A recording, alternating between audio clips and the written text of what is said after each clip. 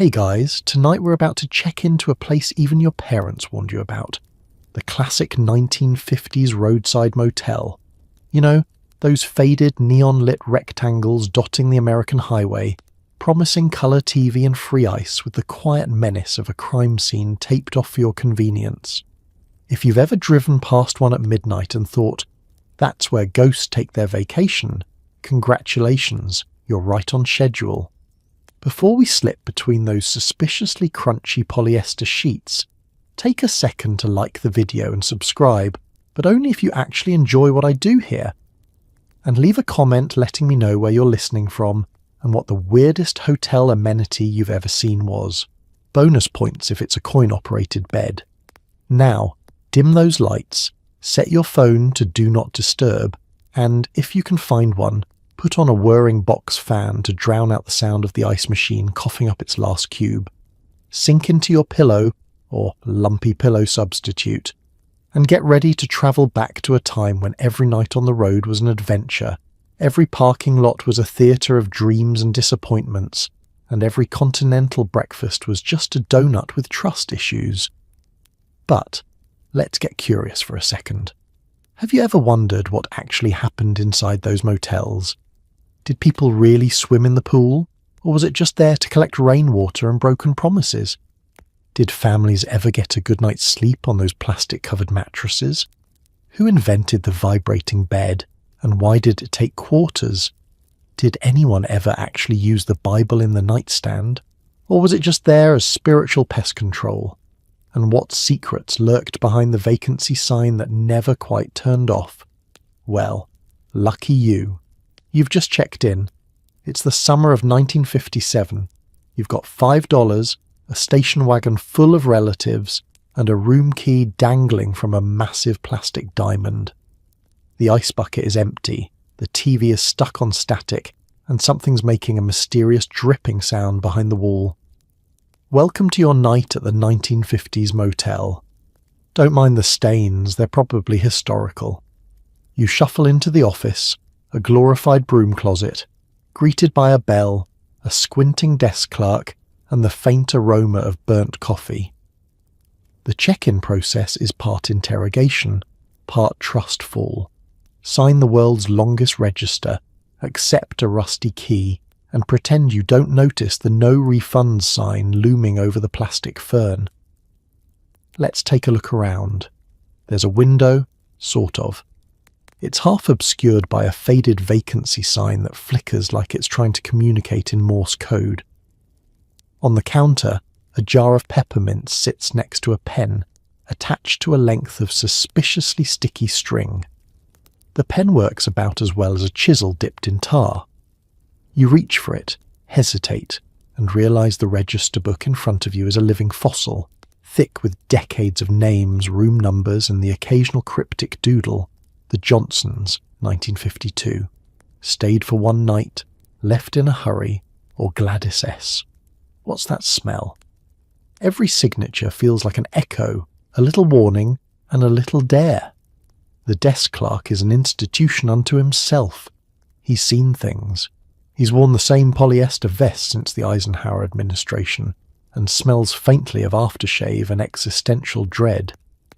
His greeting is part suspicion, part small-town charm. Need a room? Just you? Or...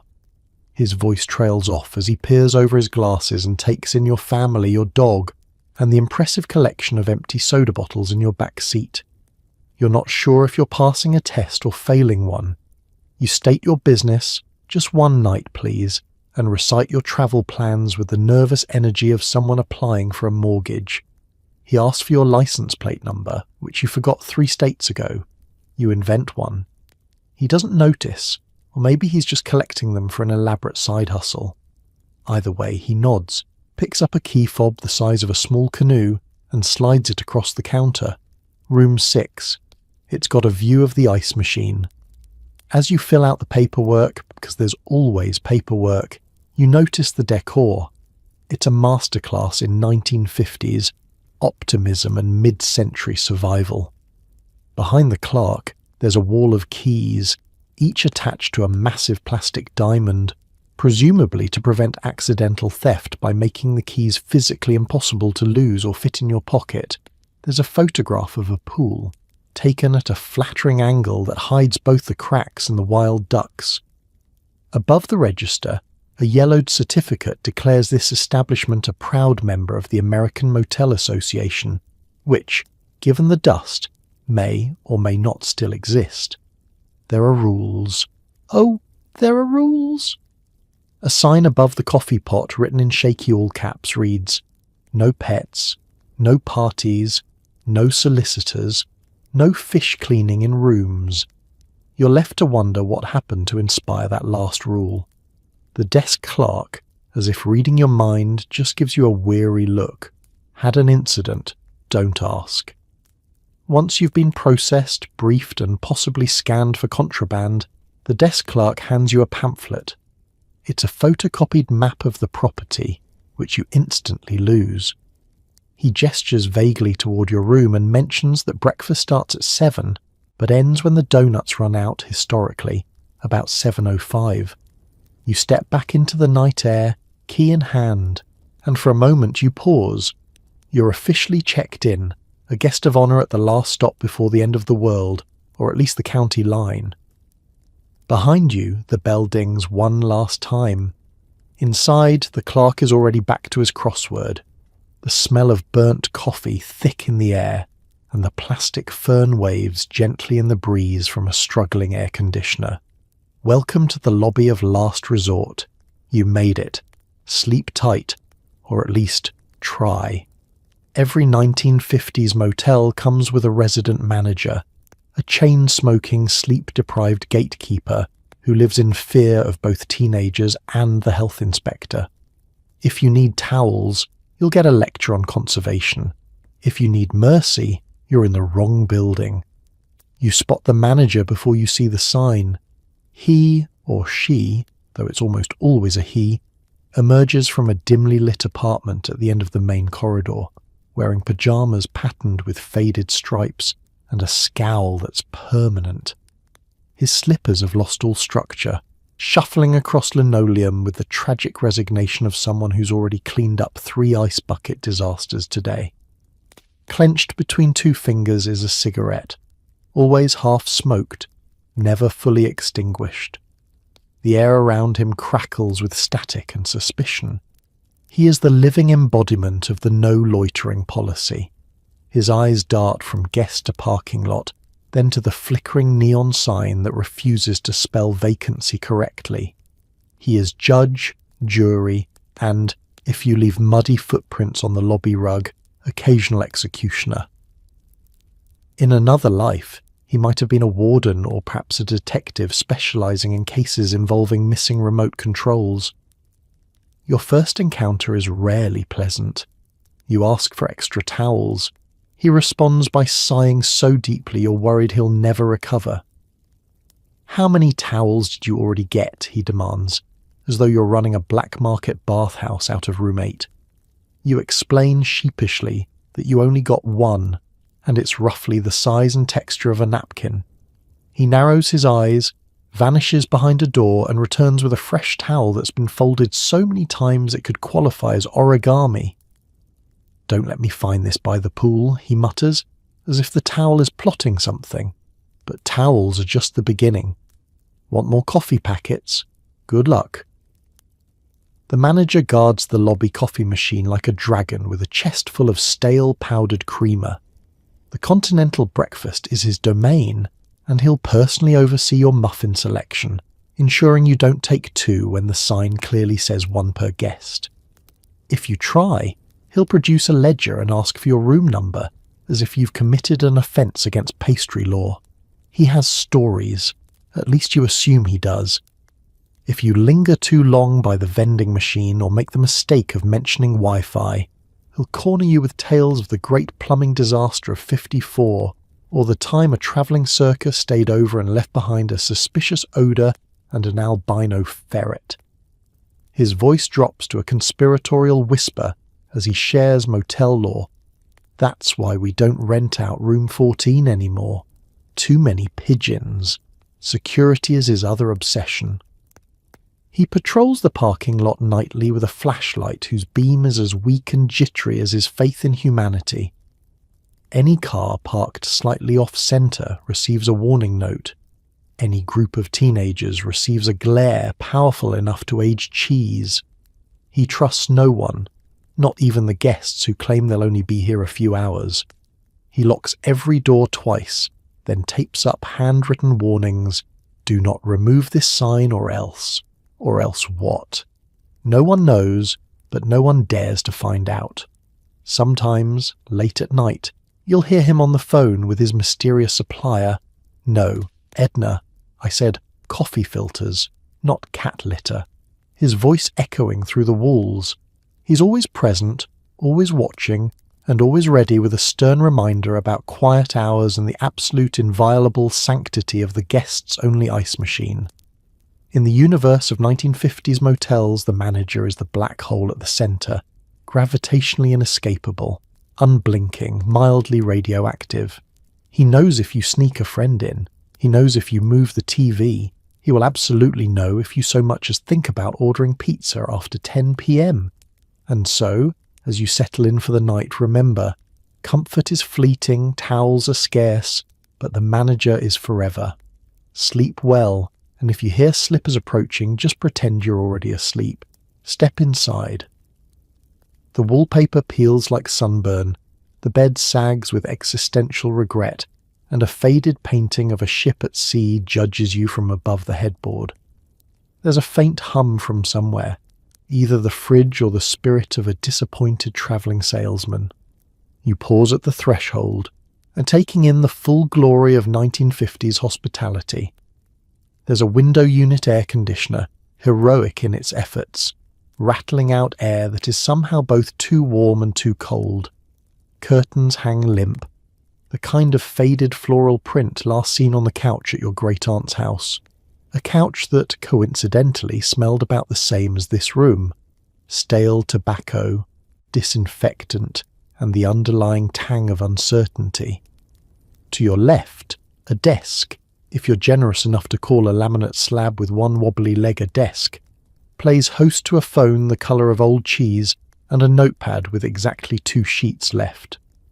The pen is missing, which makes sense, since nobody has written anything hopeful in this room since Eisenhower was in office.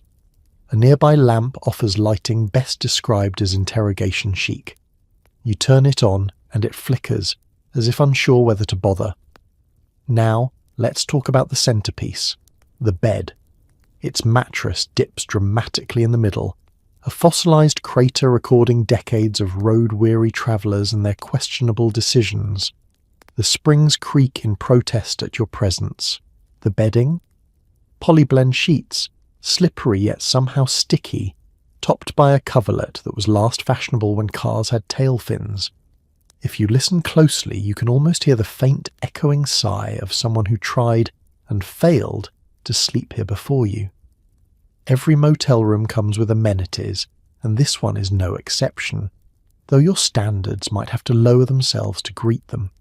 There's a television, square and defiant, with a set of rabbit ears you must twist and adjust with the precision of a NASA engineer to pull in a signal. Good luck.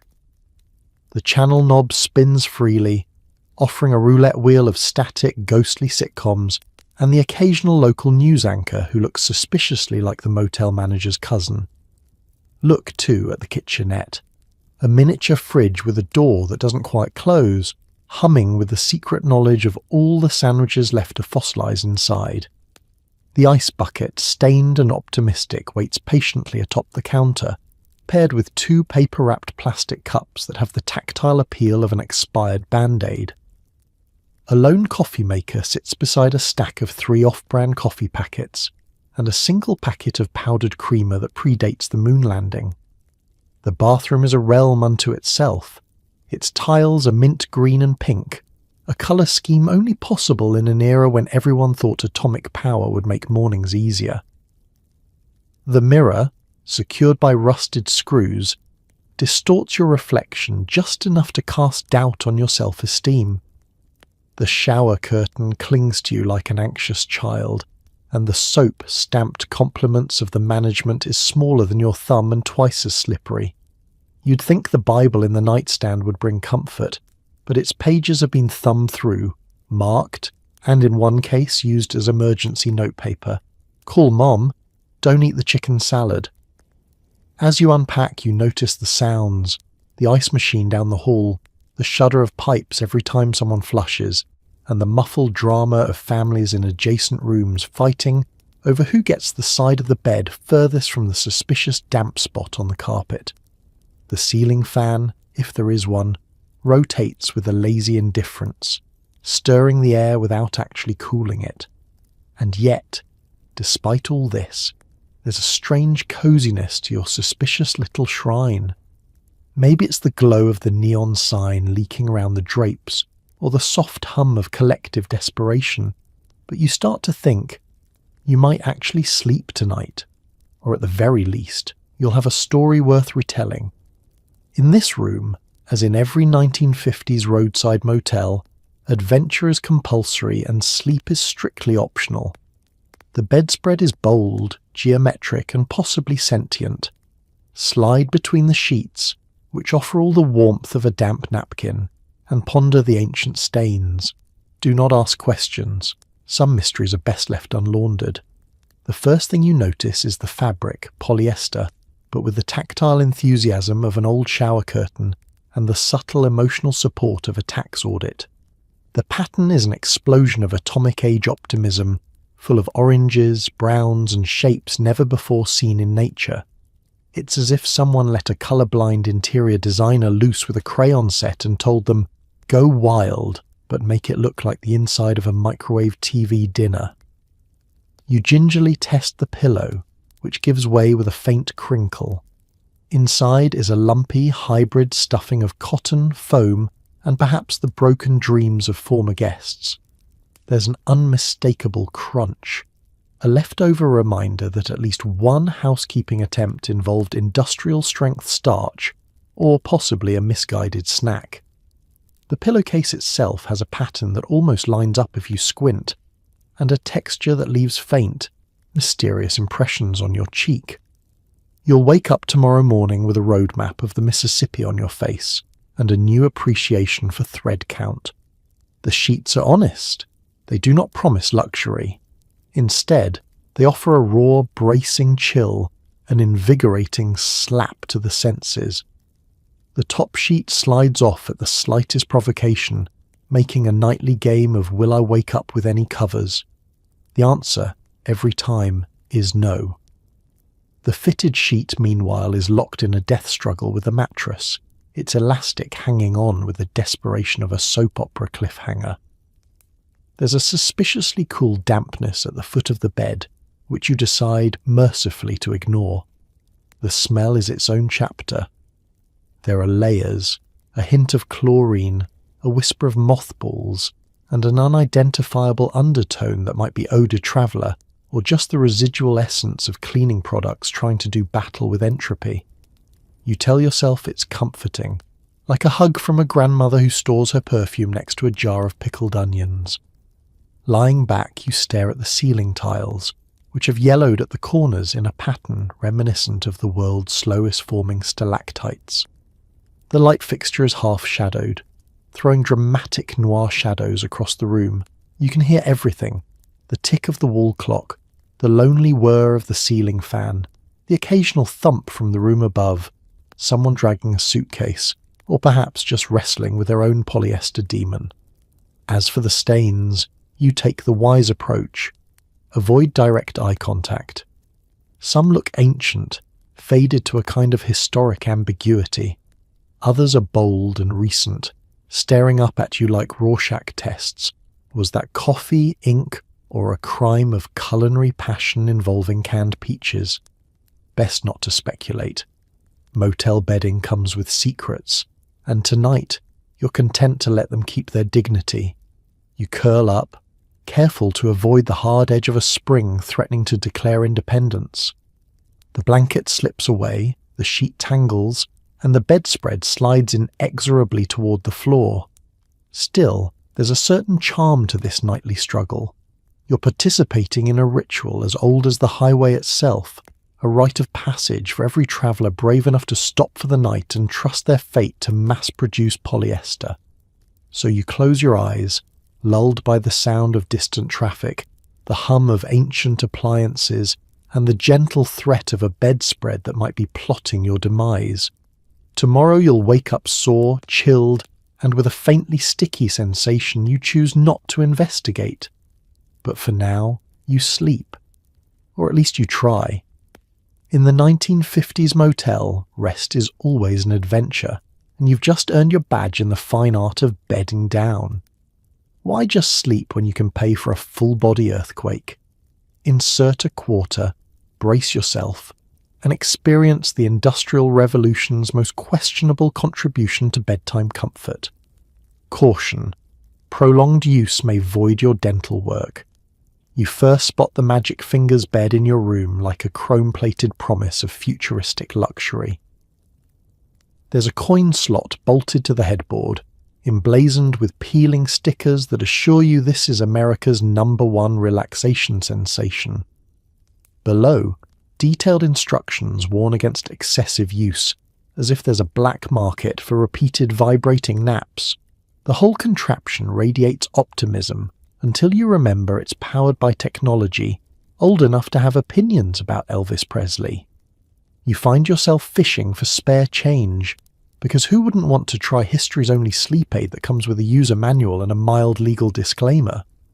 You slide in the coin, hear it drop, and then there's a pause, a moment of tension, like the last second before a roller coaster drops. Then, with a mechanical clunk, the mattress roars to life. At first it's subtle, a gentle humming beneath your back, as though a team of polite hamsters is massaging the springs. But soon, the vibrations ramp up, and the bed becomes a sentient washing machine on spin cycle. Your teeth rattle, your feet bounce. The loose change in your pockets forms an orchestra of metallic clinks, and for a brief, glorious moment, you feel like a Bond villain, if Bond villains ever rented rooms with magic fingers. The effect is hard to describe. Is it relaxing? Possibly, if you're the sort of person who can sleep through an earthquake. For everyone else, it's a test of core strength and personal resolve. You try to hold still, but the bed has other plans, rolling your shoulders like a paint mixer with aspirations. Every spring adds its own solo, producing a soundscape somewhere between jazz improv and minor structural collapse. Meanwhile, the bed's ancient mechanisms shudder and groan, echoing through the walls into neighbouring rooms. If you listen carefully, you'll hear the distant whir of another Magic Fingers enthusiast.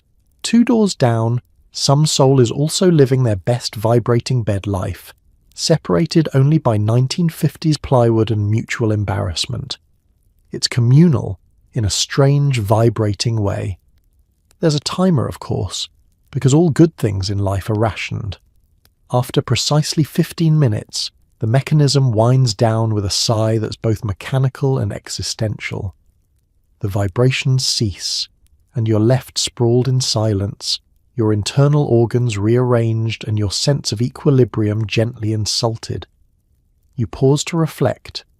Who invented this? What kind of genius woke up one morning and thought, you know what beds need? Industrial strength vibration, coin-operated for maximum inconvenience. The Magic Fingers bed is the only piece of furniture that demands tips in advance and rewards you with the gentle promise of spinal recalibration. It's like paying to have your laundry folded while you're still wearing it. If you dare to go for round 2, the manager will hear the clattering quarters and instantly add you to his mental list of guests to monitor. He's seen it all before. There's always that one guy, sunglasses indoors, suspicious moustache, who tries to turn the Magic Fingers bed into an amusement park ride, until the springs start poking through and the mattress becomes an instrument of medieval torture. Finally, you climb off feeling lighter, looser, or possibly just relieved to be back on solid ground. You're not sure if you're more relaxed or simply dazed, but either way, You've participated in a ritual that defines the true roadside motel experience, conquering the magic fingers, 1/4 at a time, and as you drift off to sleep still humming from the aftershocks, you think, this is the American dream, 50 cents, unlimited optimism, and just a hint of regret. Sleep tight, and may your filling stay firmly in place. Tonight's entertainment, 3 channels, all static. If you're lucky, you'll catch a late-night preacher, a rerun of I Love Lucy, and possibly a station from Canada if you hold the antenna at a 37-degree angle and recite the Pledge of Allegiance backwards.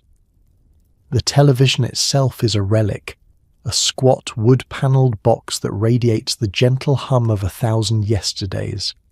There are no remote controls here. Instead, you must rise from your sticky polyester throne, shuffle across the squeaky carpet, and twist a heavy knob that threatens to come off in your hand. It's a tactile, physical experience, like operating a submarine or launching a missile, but somehow less predictable.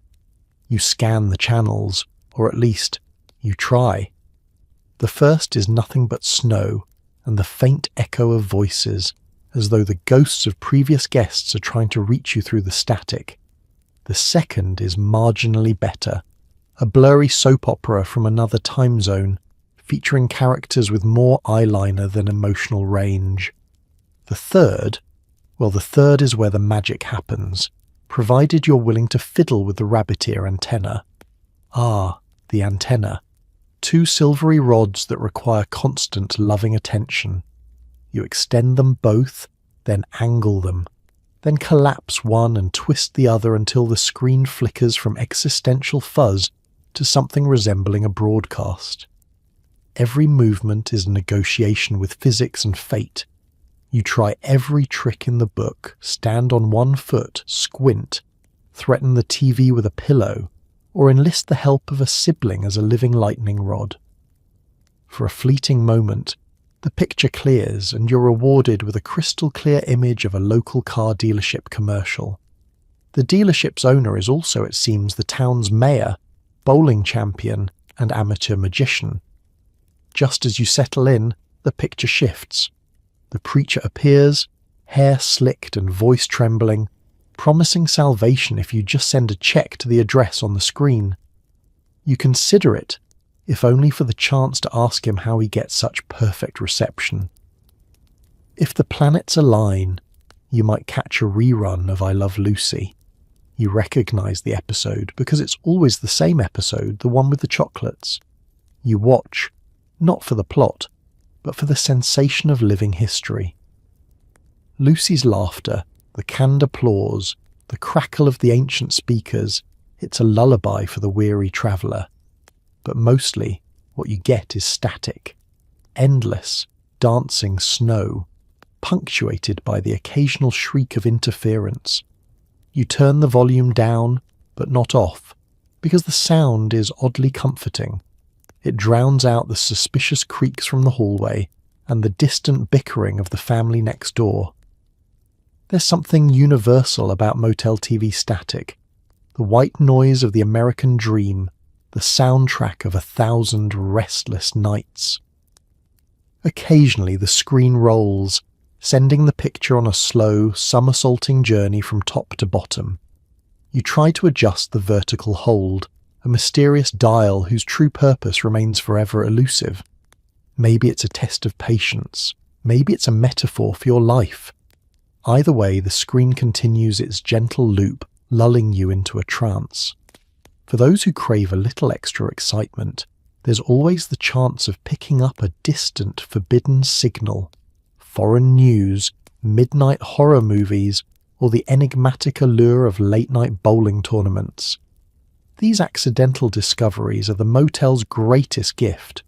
Proof that even in a tiny, sagging room at the edge of nowhere, the world is still broadcasting, just out of reach.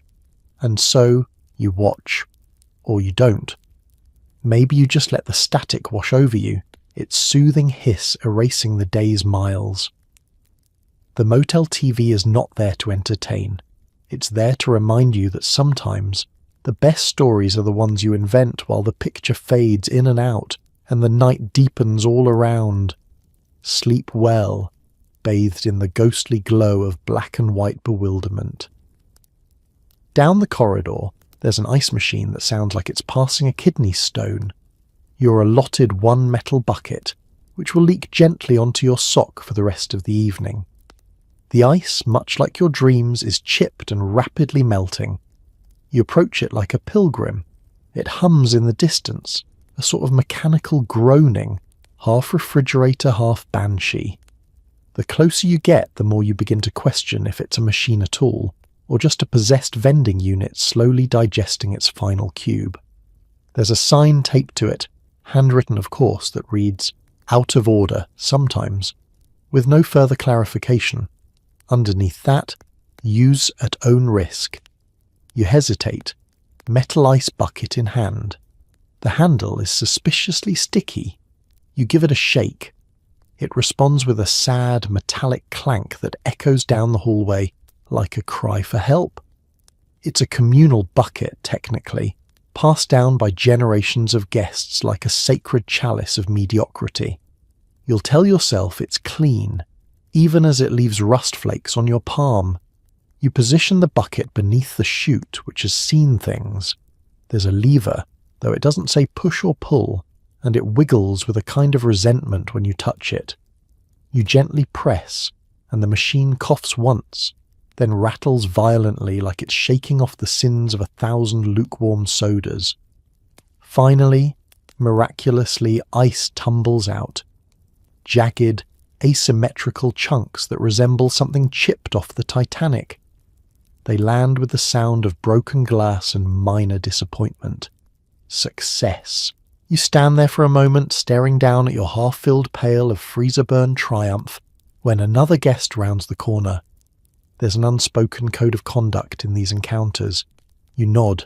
They nod. You both pretend this isn't the weirdest place to meet another adult barefoot at 11:38 p.m, holding dripping tinware under a shrieking box of frost. And that's the magic of the motel ice machine. It brings people together.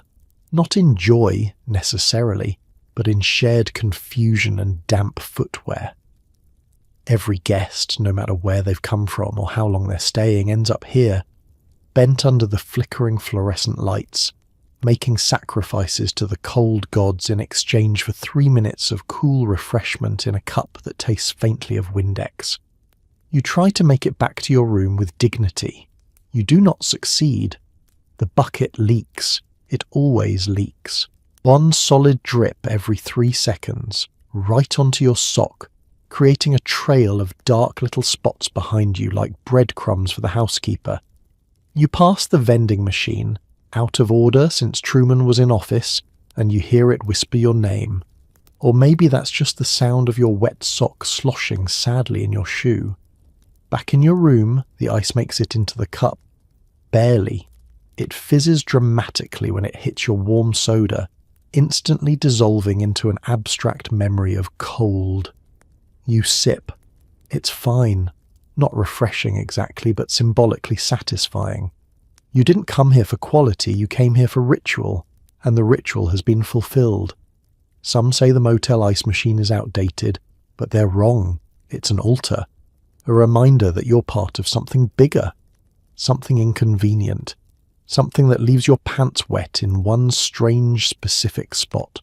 So tonight, as you settle in under your suspiciously crunchy blanket, take comfort in the knowledge that just down the hall, another guest is making their own ice pilgrimage. Their bucket is leaking, their socks are wet, and somewhere deep within the machine, a single ice cube falls, echoing through the darkness like a shared heartbeat of absurdity. Sleep well. The ice gods have accepted your offering. Here we have the coldest tiles on earth, a bar of soap smaller than a postage stamp, and towels so thin you can almost see through to your regrets. The plumbing moans like a dying walrus every time someone flushes. It's not haunted, it's just hydrodynamically discouraged. Stepping into the motel bathroom is less like entering a place of cleanliness, and more like crossing into an archaeological dig site. The decor is a confused celebration of post-war optimism. Pastel green tiles fighting with salmon pink fixtures in a Cold War of colour theory. The light above the mirror buzzes faintly, casting a ghostly glow that makes you look like you're about to be interrogated by a 1950s detective named Hank. You reach for the faucet, only to discover that the hot and cold knobs are reversed, mislabelled, or possibly philosophical concepts rather than actual functions. You turn one. The pipe wheezes, then emits a sound somewhere between a trumpet and a haunted bagpipe, followed by a burst of rusty water that smells like broken dreams and pennies. After a few seconds, it clears up, sort of. You let it run, telling yourself bacteria probably can't survive boiling temperatures. The mirror is mounted at an odd angle, giving you the unsettling experience of watching yourself from the perspective of a disapproving relative. There are flecks of what might be toothpaste or ancient mildew scattered across the glass, and the medicine cabinet, because of course there's a medicine cabinet, opens with the creak of a horror movie basement door. Inside, one Band-Aid, 2 safety pins, and a dusty bottle of hotel brand aspirin that expired during the Johnson administration. And then there's the toilet. It's pink. Not salmon, not blush. Pink. You sit with caution, because it feels more ceremonial than functional. The flush lever is loose, like it's questioning your intent. When you finally commit, the toilet responds with a dramatic gulp, followed by a series of unsettling gurgles from pipes in distant rooms. Somewhere in the building, a housekeeper pauses, sensing the disturbance. Let's talk towels, or rather towel, a singular heroic rectangle of fabric hanging from a rusted bar. It is thinner than a political apology and absorbent in the way wax paper is absorbent. There is a backup towel in the vanity drawer, but it's damp and possibly being used as a nesting site by something with fur. You opt to air dry. And now, the shower. You pull back the curtain, which clings to your leg with the desperation of a lonely ghost. The tub is chipped and off-white, sporting a black ring that appears to be both decorative and permanent. You turn the knobs, labelled in stylish cursive, and brace yourself as the water explodes out of the showerhead in an aggressive diagonal spray that hits everything except your actual body. Temperature control is a game of reflexes. One nudge too far left and you're reenacting a sauna experience. Too far right and you're bathing in liquid ice.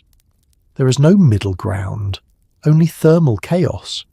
You end up dancing in the tub like a startled raccoon, trying to find the single square inch of acceptable water pressure that won't scald or freeze you. As you exit, dripping and vaguely traumatized, the towel makes one final appearance. It dries roughly 12% of your body before giving up. You throw it back onto the bar, where it slides off immediately and lands with a wet slap on the floor. The floor, of course, is tiled in what can only be described as emotional beige and offers no traction whatsoever. But still, there's a weird satisfaction in surviving the motel bathroom. It's not about comfort, it's about endurance. You did it. You wrestled with plumbing, faced off against mildew, and emerged cleaner arguably. Sleep comes easier after such a battle. The bathroom doesn't want you to be clean, it wants you to be humble, and tonight you are both. The sign says heated pool. The reality is more stagnant puddle. If you're feeling brave, dip a toe in and instantly regret your choices. There's always one inflatable raft, half deflated and covered in mysterious crust. The pool itself is the motel's crown jewel, or at least that's what the brochure would have you believe. You pass it on your way to your room, a faded rectangle of turquoise sorrow, surrounded by a rusting chain-link fence and a dozen plastic lounge chairs that haven't seen a lounging human since Truman was in office. The gate creaks open like the entrance to a budget horror film, and you step inside the enclosure, where time and health code enforcement seem to have forgotten this place entirely. Let's start with the water. It's a colour. Not quite blue, not quite green. More of a tea-stained aquamarine, like someone once tried to clean it with Windex and regret. Leaves drift across the surface in lazy spirals. There's movement beneath them, either a frog, a sock, or something with a name and backstory.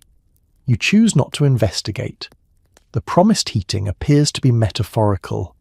The pool is approximately the temperature of disappointment. As you ease in a toe, the water bites back. It's the kind of cold that feels personal, like it remembers something you said to it in a past life.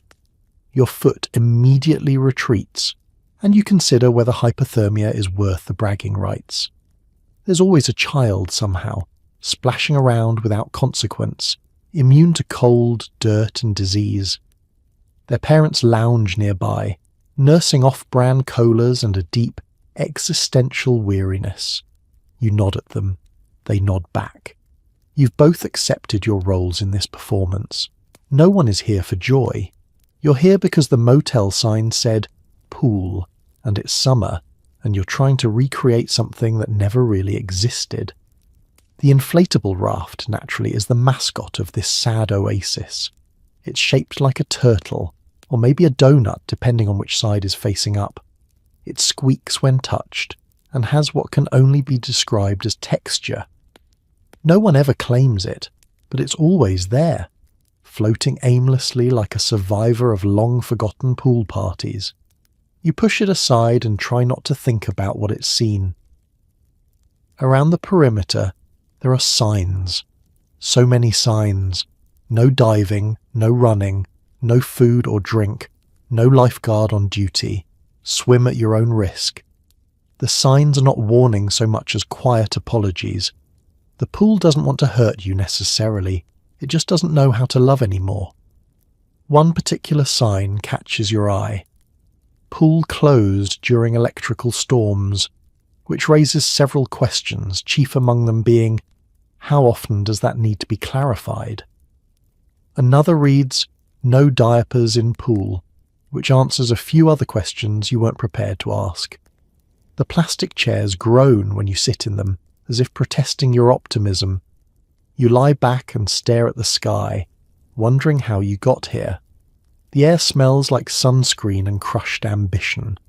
Somewhere, a radio plays distant 1950s rock and roll from a neighbouring window.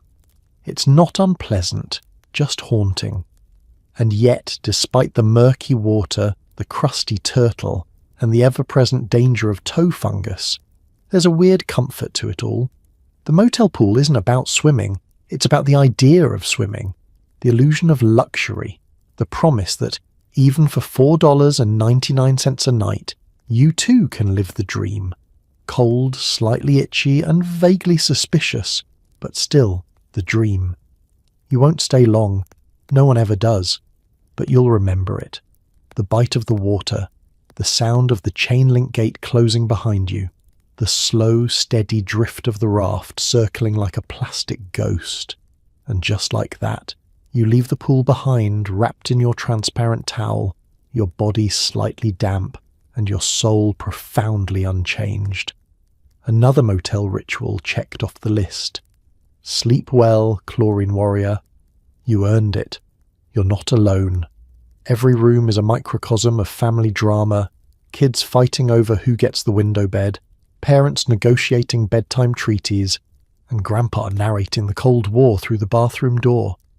You hear them before you see them, the squeak of the screen door, the slamming of a station wagon trunk, the unmistakable sound of a juice box being weaponized.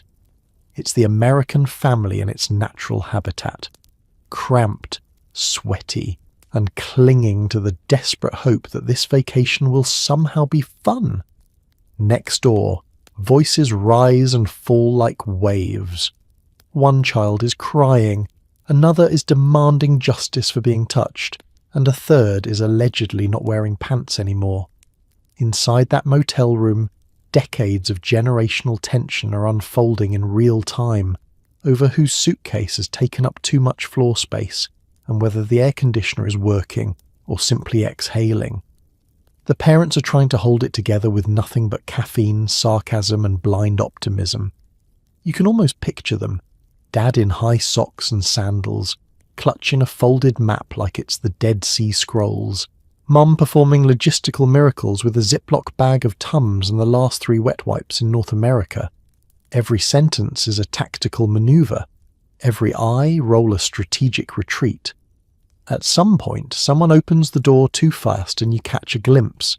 Towels strewn across furniture, a cooler full of wet string cheese, and a child trying to plug in a speak and spell using sheer force and parental exhaustion. The TV is blaring reruns no one is watching. The smell of hot dogs and fruit punch wafts through the wall, mixing into a scent scientists have classified as chaos berry. There's always one family member who's on the brink, usually Dad. You'll hear him mutter things like, "We paid good money for this," or "This is supposed to be relaxing," which are universal signs that he has reached stage 4 vacation fatigue. He's already fixed the room's TV with duct tape, asked the front desk about towels and been denied, and explained twice how a rotary phone works to a confused 9-year-old. And then there's Grandpa. Grandpa is broadcasting from the bathroom, not with volume, but authority. You don't know what he's saying, but it sounds like historical footnotes from the Korean War mixed with commentary on current gas prices. Occasionally he shouts a question. "Who took my ointment?" Or "Is this my toothbrush?" No one answers. They've all stopped hearing him an hour ago. He will, however, get the last word, usually while brushing his dentures with hotel soap and yelling at a paper towel dispenser. As the night deepens, you hear negotiations, bedtime arrangements, blanket treaties, sibling alliances forming and breaking within minutes. There's a scramble over who gets the floor, who gets the bed, and who has to sleep near Uncle Larry, who snores like a vintage lawnmower and smells faintly of beef, jerky, and unresolved trauma. And just when you think it's over, silence. Beautiful, delicate silence. Then comes the sound. A plastic bag rustling. Someone forgot something. A child whisper screaming because they can't find their plush rabbit, even though it is literally under their face. Mum rises like a phoenix from a pile of unfolded towels, locates the rabbit and emits the sacred bedtime words, "If anyone moves, we're going straight home tomorrow." Finally, at long last, sleep descends upon them. The lights go off, the snoring begins, the battle is over until breakfast. And in the room next door, your room, you lie there, listening to it all unfold through the paper-thin walls. A strange comfort washes over you. It's messy, it's loud, it's chaos on wheels. But it's also kind of beautiful. Because nothing says 1950s motel quite like a tired family with too much luggage and nowhere else to be. And even if you're not part of it, somehow, you're in it. Welcome to the show. Sleep tight. Every 1950s motel was built with revolutionary cardboard insulation, ensuring you'll know every snore, sneeze, and marital argument happening next door. Sleep tight. The walls are technically present, but only technically.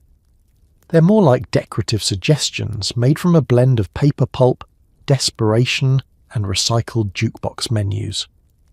At any given moment, you're acutely aware that there are other lives unfolding just inches away from your headboard. Lives full of mysterious coughs, bedtime negotiations, and the occasional polka. Your neighbours to the left are arguing about ketchup. The tone suggests it's not the first time. One voice is low and gravelly, the other shrill and escalating. You catch words like packet, glove compartment, and last time, followed by the unmistakable sound of someone slapping a countertop for emphasis. You don't know who's right, but you're emotionally invested now. You root for them to resolve it, maybe even reconcile over a shared mustard. On your right, it's a full-blown comedy. A child is whispering secrets with the volume of a public service announcement. Someone is brushing their teeth like they're trying to file down a cinder block. There's a dog barking, probably small, definitely furious. And in the background, a TV plays a game show at max volume, while an older voice yells, I know what the letter is, Barbara. I'm yelling because I'm right. And then there's upstairs. You didn't know someone could pace with such vengeance, but here we are. Each step is a personal affront to gravity.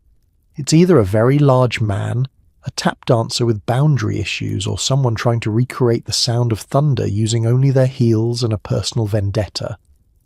Occasionally, there's a loud thud followed by silence, and you wait, breath held, for movement.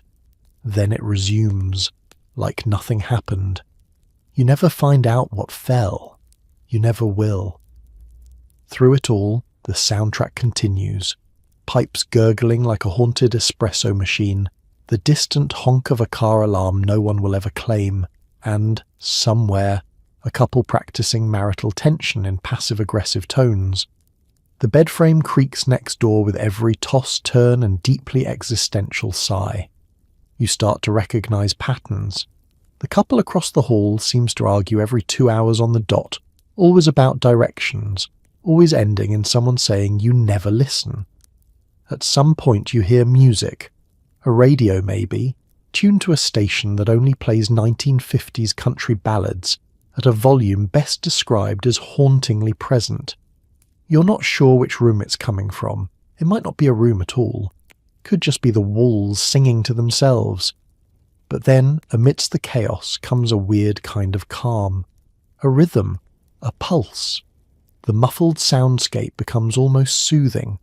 It's like sleeping in a beehive if the bees were emotionally unstable and had access to televisions. And despite the noise, or maybe because of it, you begin to drift off. Because there's something oddly comforting about motel noise. It reminds you that you're not alone in your discomfort. Somewhere, someone else is also lying awake, trying to decode the exact moment the family next door will stop playing Yahtzee. Someone else is whispering, "What was that sound?" before pretending not to care. Someone else is hearing your TV, your cough, your deeply betrayed sigh, and wondering what your story is. The walls may be thin, but in a strange way, they connect you. They remind you that motels are never really about privacy. They're about shared experience, paper-thin and ever-present. They're the original social network, built out of drywall and awkwardness. So as you pull the covers up and stare at the ceiling that creaks in Morse code, know this: you're not sleeping alone. You're sleeping with the full soundtrack of humanity humming just inches away. Rest well, dear listener, and maybe don't flush until morning for everyone's sake. Across the lot, someone's unpacking a suitcase full of secrets. Is it a travelling salesman, an aspiring beat poet, or a guy who's running from 3 ex-wives and a raccoon he can't explain? Motel Neighbours, the original reality TV. You catch glimpses of them through your curtain, the universal motel move. Stand slightly behind the window, one finger pulling the edge of the fabric back like you're in a spy film, and not just waiting to see if someone's walking a duck on a leash.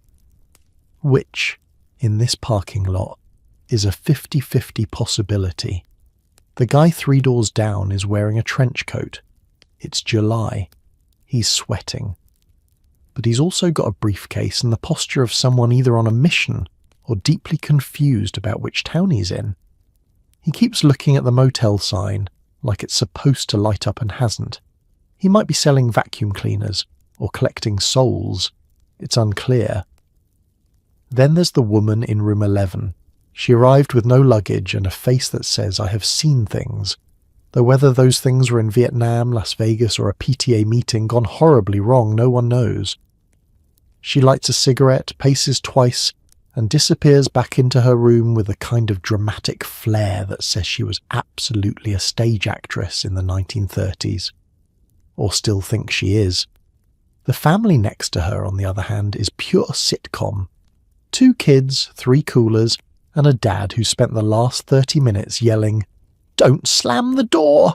even though the door only knows how to slam. They're trying to cook something using a hot plate plugged into a questionable extension cord, looped out the bathroom window. There is smoke. There is yelling. There is eventually silence. You pray it's not electrical, and then there's room 4. Room 4 is dark, always. The blinds never open.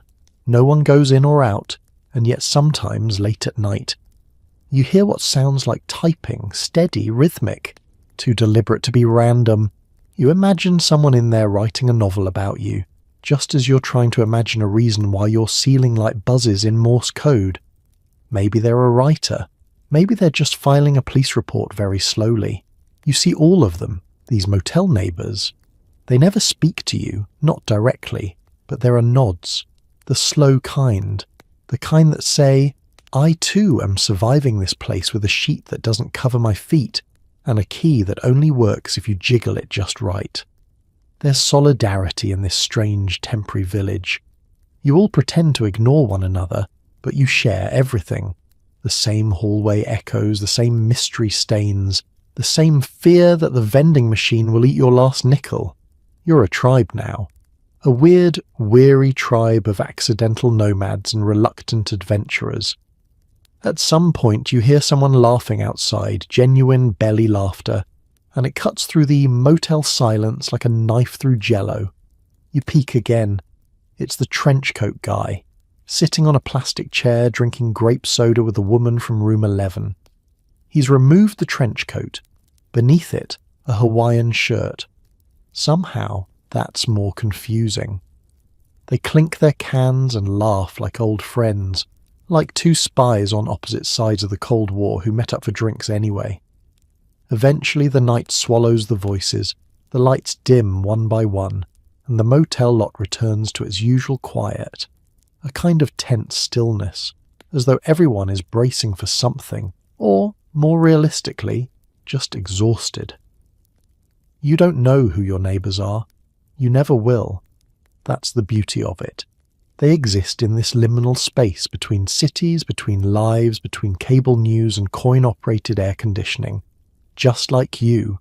Sleep well, motel traveller.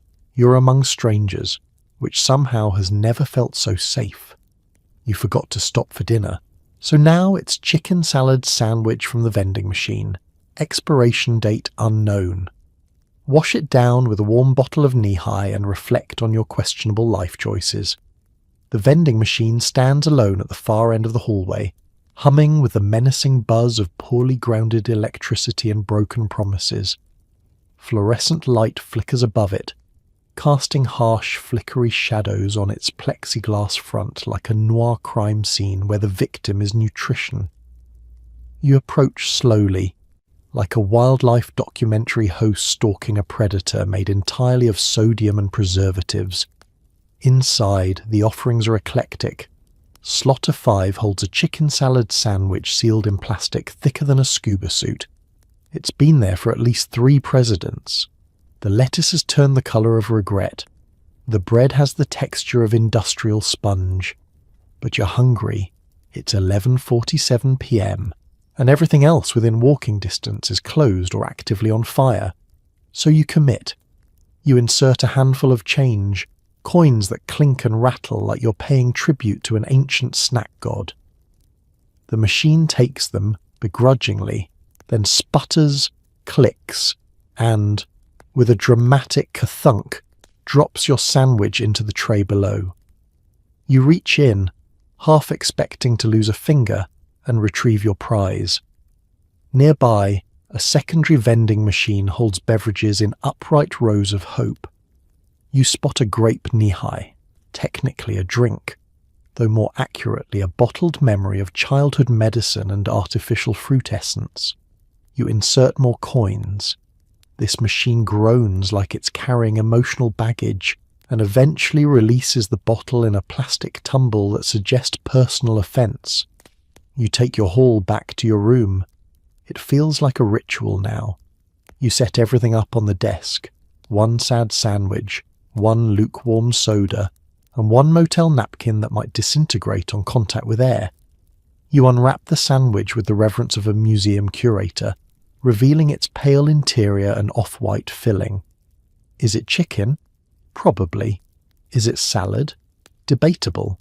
Is it food? That's between you and your immune system. You take a bite. It's cold. Not fresh cold. Refrigerator light bulb went out in 1959 cold. The bread sticks to the roof of your mouth like punishment. The filling is vaguely tangy and contains crunchy things that may once have been celery or possibly packing peanuts. You chew, not because you want to, but because you've already committed and you're not about to let a sandwich win. Then comes the soda. You twist the cap off the knee-high and take a sip. It's warm, fizzy, and somehow both too sweet and not sweet enough. It tastes like if nostalgia had a chemical aftertaste and possibly side effects. Still, it pairs beautifully with the sandwich in the way that sadness pairs beautifully with rain. From the hallway you hear the ice machine wheeze its final breath. A door slams. Somewhere someone laughs far too hard at a sitcom rerun. But in here, you're dining. Maybe not like royalty, but like someone who once saw royalty in a parade and waved politely from behind a fence. You look at the vending machine menu again, wondering if a bag of barbecue chips counts as dessert. It does. You retrieve them. They're salty, sharp, and somehow cut the roof of your mouth. It's perfect. And yet, there's something deeply comforting about it all. This strange, slightly radioactive dinner eaten under dim motel lighting surrounded by linoleum and plastic, it's honest. It's the taste of the road, of compromise, of making do. Not every meal needs candles and silverware. Sometimes dinner is a vacuum-sealed triangle of suspicion and a warm soda in a styrofoam cup. Sometimes dinner is survival. Sometimes it's just you, a vending machine, and the quiet acceptance that tomorrow you'll try again. So sleep well, road warrior. You've feasted, you've endured, and you're still upright. That's more than most vending machine sandwiches can say. That soft buzzing in the lamp. Welcome to the bug jamboree. Moths, beetles, the occasional mosquito with a vendetta. They're all here for the all-you-can-bite buffet. You turn off the main light, tuck yourself into your crinkly bed, and begin to drift into that delicious, liminal zone between sleep and consciousness, and that's when it begins. A buzz, a whine, the whisper of wings somewhere in the room. You hold your breath. You wait. Maybe it's gone. It is not gone. It's circling the lamp like it's in a noir detective film and the bulb owes it money. You flick the light on. Nothing. You flick it off again. Back on. Silence. Off again. You're now engaged in psychological warfare with a creature the size of a paperclip and the rage of a caffeinated hornet. Eventually you spot it. A mosquito, or possibly a miniature vampire with a six-legged vengeance complex, floating silently near the ceiling, waiting for you to close your eyes so it can feast on your forehead like it's at a Renaissance banquet. You swat in the air miss and nearly knock over the TV. It vanishes. You're now afraid to sleep, but it's not just mosquitoes. No. The 1950s motel ecosystem is rich and diverse. A moth the size of a sandwich occasionally throws itself against your window, like it's trying to sell you life insurance. You find a beetle in the bathroom sink doing absolutely nothing, and yet still somehow deeply unsettling. And the cricket that somehow made it inside your room. He's decided your nightstand is the perfect venue for his one-insect Broadway debut, chirping aggressively in C major. You try to ignore it. You tell yourself it's natural white noise. You tell yourself it's quaint. You tell yourself you're fine. But then something brushes your arm under the covers, and you set a new land speed record leaping out of bed in a full panic. Turns out it was just the tag on your sheet. But the damage is done. Trust has been broken. Your sleep has fled the premises. And then you remember the ultimate horror, the unidentified flutter. It's not the window.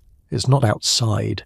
Something with wings, possibly a moth, possibly a bat, possibly a cursed sock, just flapped in the corner of the room. You sit frozen, wrapped in your towel blanket like a confused burrito, listening for the sound again. Silence, then a rustle, then nothing. You debate whether to turn on the bathroom light, but that would mean moving, and movement you suspect may draw attention. You try to recall the motel's pest policy. You're pretty sure there was a line on the sign-in sheet about limited wildlife management. You'd ask the front desk, but it's past midnight and you're fairly certain the manager is asleep in a nest made of ashtrays.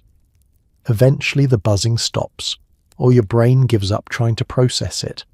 The winged things return to whatever dusty sacred crevice they emerged from, and your room settles into the uneasy quiet of truce. You pull the covers up to your chin, tuck your feet under, and whisper a single request to the darkness. Please don't let it land on my face. And with that you drift off, not because it's peaceful, but because your body simply runs out of adrenaline. This is motel sleep, the kind that arrives not in silence, but in surrender. And when you wake up in the morning, bite covered but alive, you'll smile. Because if you can survive a night in a 1950s motel with a room full of uninvited flying guests, you can survive anything. Sleep well. The insects have agreed to a ceasefire, for now. The style is somewhere between atomic age optimism and grandma's attic after a mild earthquake. Admire the formica surfaces, plastic flowers, and an ashtray heavy enough to anchor a yacht. You step into the room and are immediately greeted by a colour palette that could only have been selected by someone with full access to Crayola's Regret collection. Avocado green walls pair boldly, perhaps illegally, with mustard yellow curtains and a floral bedspread so busy it might be communicating in semaphore. The furniture is sturdy, in the same way concrete is sturdy. There's a side table with legs of solid oak, or what was once oak before time and moisture turned it into a hybrid of wood and emotional baggage.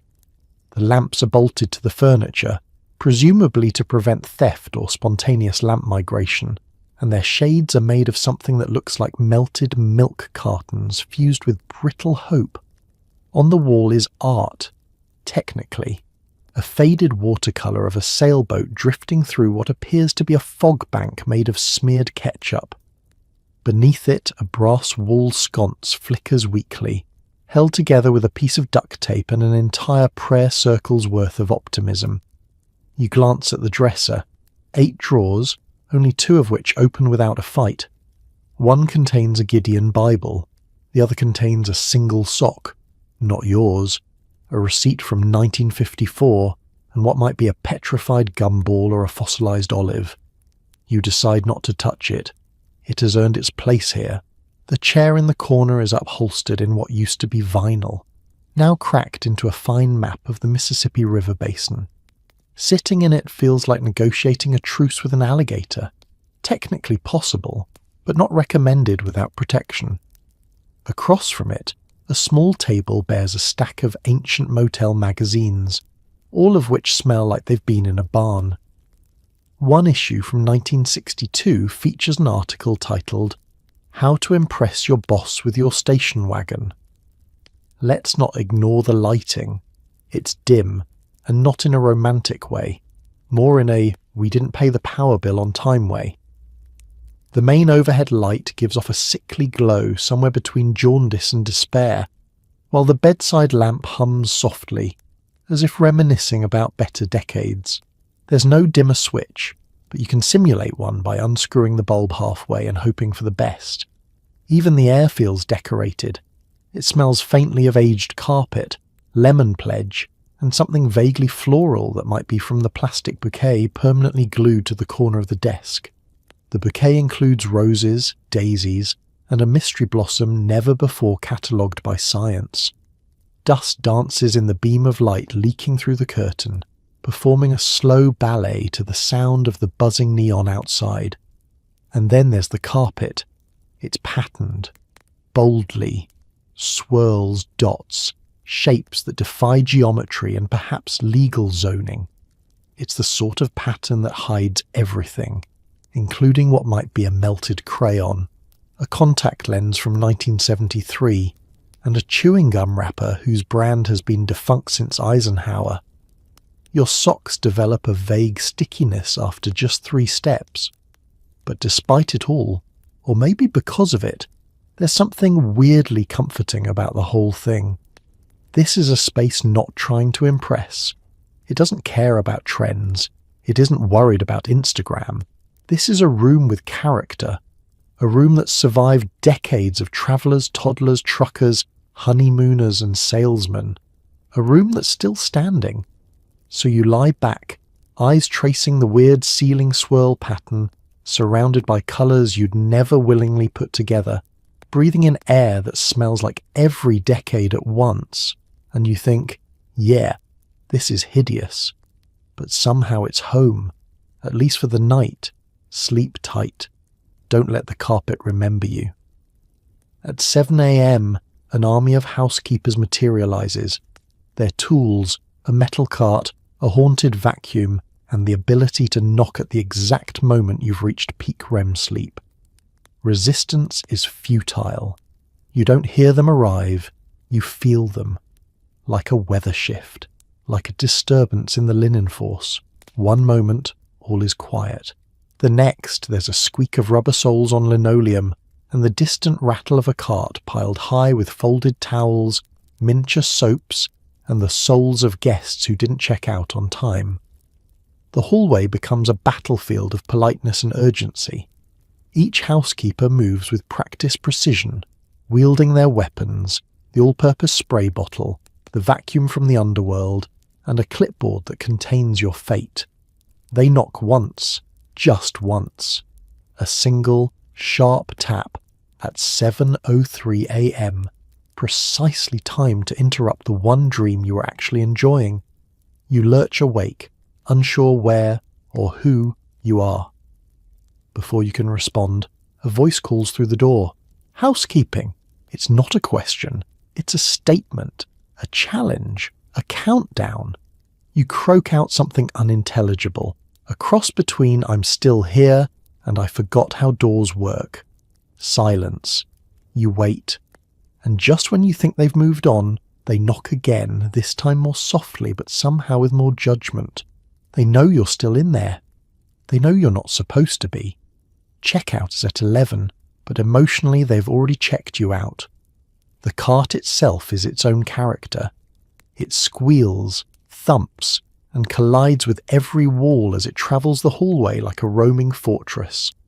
On board it carries the essentials: thin plastic bags, economy-grade toilet paper, industrial cleaner that smells like lemons and resentment, and the folded towels, stacked perfectly, never thick enough, and always warm from the dryer. You eye them longingly as they roll by your door. You know your own towel, currently wet and sad on the floor, will never be replaced unless you act fast. It's towel Darwinism. Then comes the vacuum. You have never heard a machine so loud. It howls like a jet engine doing taxis. Somewhere inside its ancient shell, a belt slips and screams with every turn, echoing through the paper-thin walls like a demonic accordion. The sound is impossible to predict. Sometimes a low rumble, sometimes a high-pitched whine that drills directly into your medulla. You can't sleep through it. No one can. It is designed that way. And yet the housekeepers remain calm, unfazed, professional. Their movements are swift, efficient, nearly invisible. They enter rooms like whispers. You never hear them clean, but somehow, 10 minutes later, everything smells faintly of bleach and citrus, and the toilet paper has been origami folded into a sharp triangle that dares you to ruin it. You once caught a glimpse of one in the wild. She was flipping a mattress with the strength of a forklift, while simultaneously restocking shampoo bottles and managing a conversation with her co-worker in a language that sounded like speed chess. You blinked, and she was gone, like a housekeeping cryptid. And let's not forget the sign. Do not disturb, a sacred talisman meant to ward off unwanted entry. You hang it proudly, believing it grants you immunity. It does not. It is a polite suggestion at best. If your car is gone or you haven't moved in 3 hours, the housekeepers will assume you've checked out, transcended, or become one with the polyester bedspread. Either way, they're coming in, so you give up. You rise, bleary-eyed, your dreams still stuck to your forehead.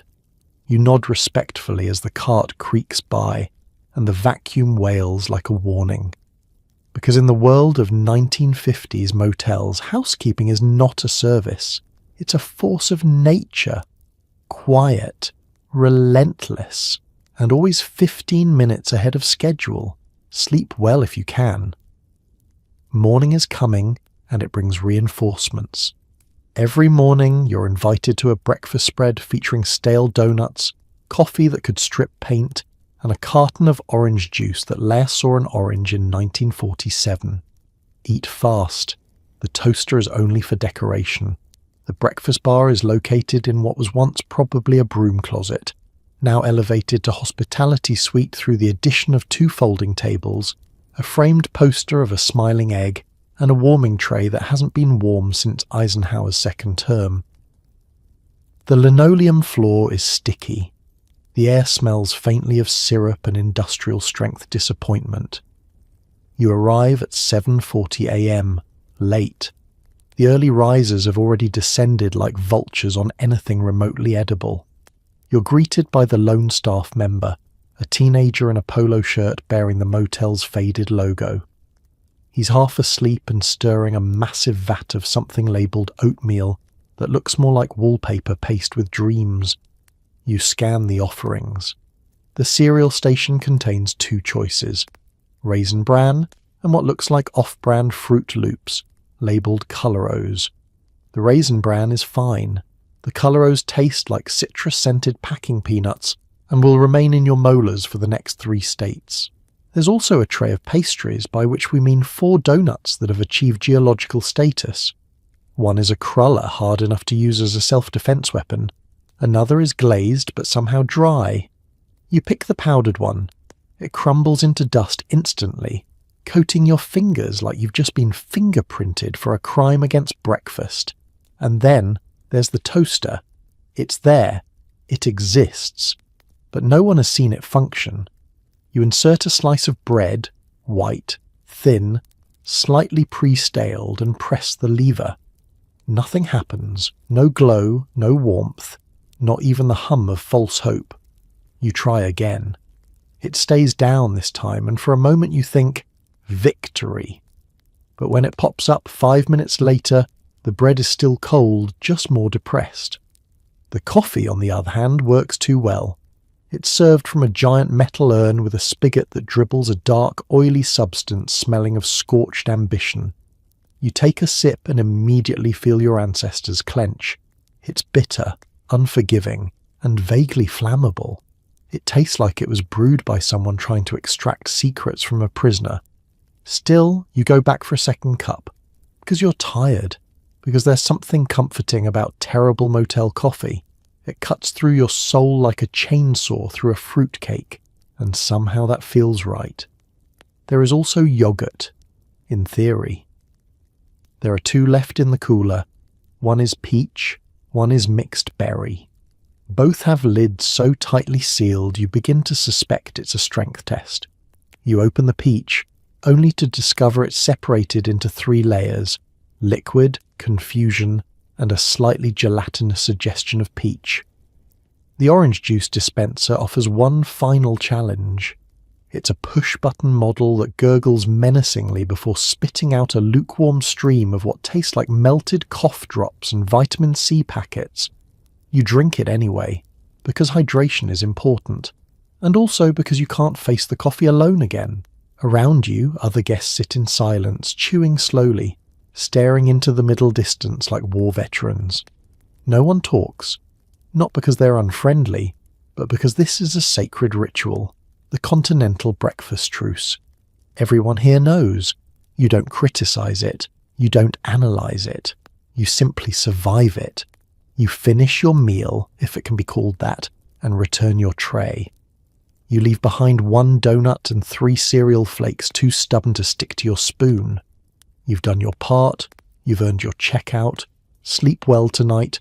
Tomorrow's breakfast will be exactly the same. And somehow, that's strangely comforting. Got a dog? Great. The sign says pets allowed, but the manager's eyebrow says, we'll see about that. Bonus. There's always a stray cat who claims the parking lot as its kingdom. It begins with optimism. You saw the sign. You believed the sign.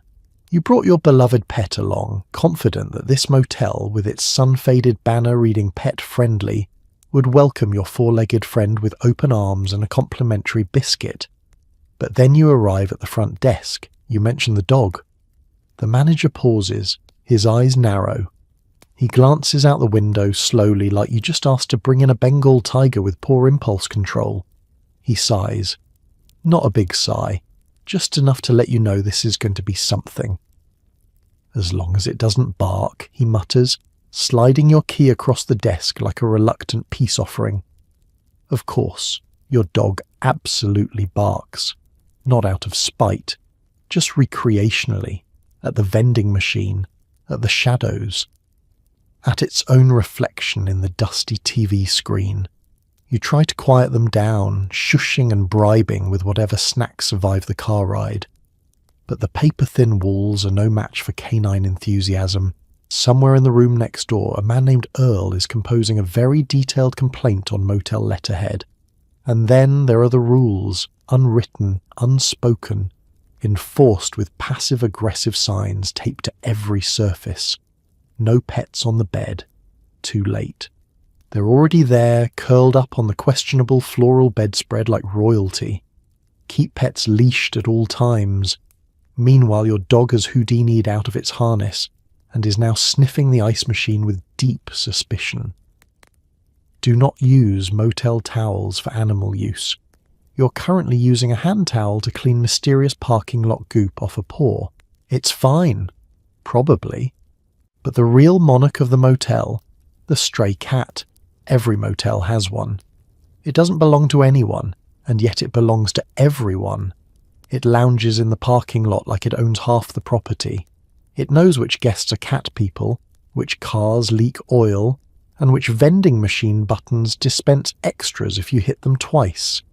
It sits atop the soda machine, tail twitching, watching the chaos unfold with feline judgment and unshakable authority. Your dog sees the cat sees your dog. And for the next 10 minutes, your motel existence becomes a Looney Tunes episode performed in the gravel driveway. Barking, hissing. The sound of flip-flops smacking pavement as you try to intercept your dog from starting an interspecies turf war next to the ice bucket bin. Eventually a truce is reached. Sort of. The cat slinks off to patrol the dumpster perimeter. Your dog collapses on the motel carpet, panting, triumphant, unaware that it is now coated in a thin layer of parking lot dust and powdered donut crumbs. And just when you think you've survived the ordeal, you remember the pet fee. It's not posted, it's not consistent, it's simply announced, sometimes at check-in, sometimes at check-out, sometimes written in ballpoint pen on a sticky note taped to the receipt. Pet fee, $15, cash only, no refunds. You pay it. Not because you agree, but because arguing with the manager would mean revisiting the part where your dog tried to eat his potted plastic plant. Still, there's something oddly comforting about it all. Your pet sleeps at your feet, or your pillow, completely at ease. Outside, the stray cat resumes its reign under the flickering neon, and despite the chaos, the barking about the barking, this moment is yours. You're not the first to check into this motel with a furry companion, and you won't be the last. So sleep well, adventurer of paws and pet fees. The rules are flexible, the beds are crunchy, and the cat runs this town now. Nothing says romance like flickering neon and the smell of industrial cleaner. Whether you're honeymooners or just pretending to be, the mood lighting is provided free by a broken street lamp outside your window. The motel room tries its best. It really does. There's a single dim lamp with a shade so stained it could be carbon dated. The bulb inside buzzes like it's overworked and underappreciated, throwing just enough light to make your partner's eyes shimmer and your carpet stains glisten. The wallpaper, once peach, now somewhere between beige and resignation, peels gently near the ceiling like it's trying to leave the room before things get weird. The bed, naturally, is the centerpiece, a full-size marvel of springs and secrets. It sags slightly in the middle, a gentle gravitational well that pulls both lovers and stray belongings into the awkward center. The polyester sheets cling to you like anxious exes, and the top blanket is both scratchy and suspiciously shiny. You don't ask questions. Love is about compromise. There's a mirror on the back of the bathroom door, which might feel sensual if not for the harsh fluorescent glare from the vanity light overhead, casting shadows that make you look like you're in a 1950s dental training video. You turn it off, immediately better. You attempt ambiance. You dim the lamp by unscrewing the bulb slightly. Light a motel-provided candle, which turns out to be an emergency power outage candle, and smells vaguely like mothballs, and put on some music, if you brought a radio.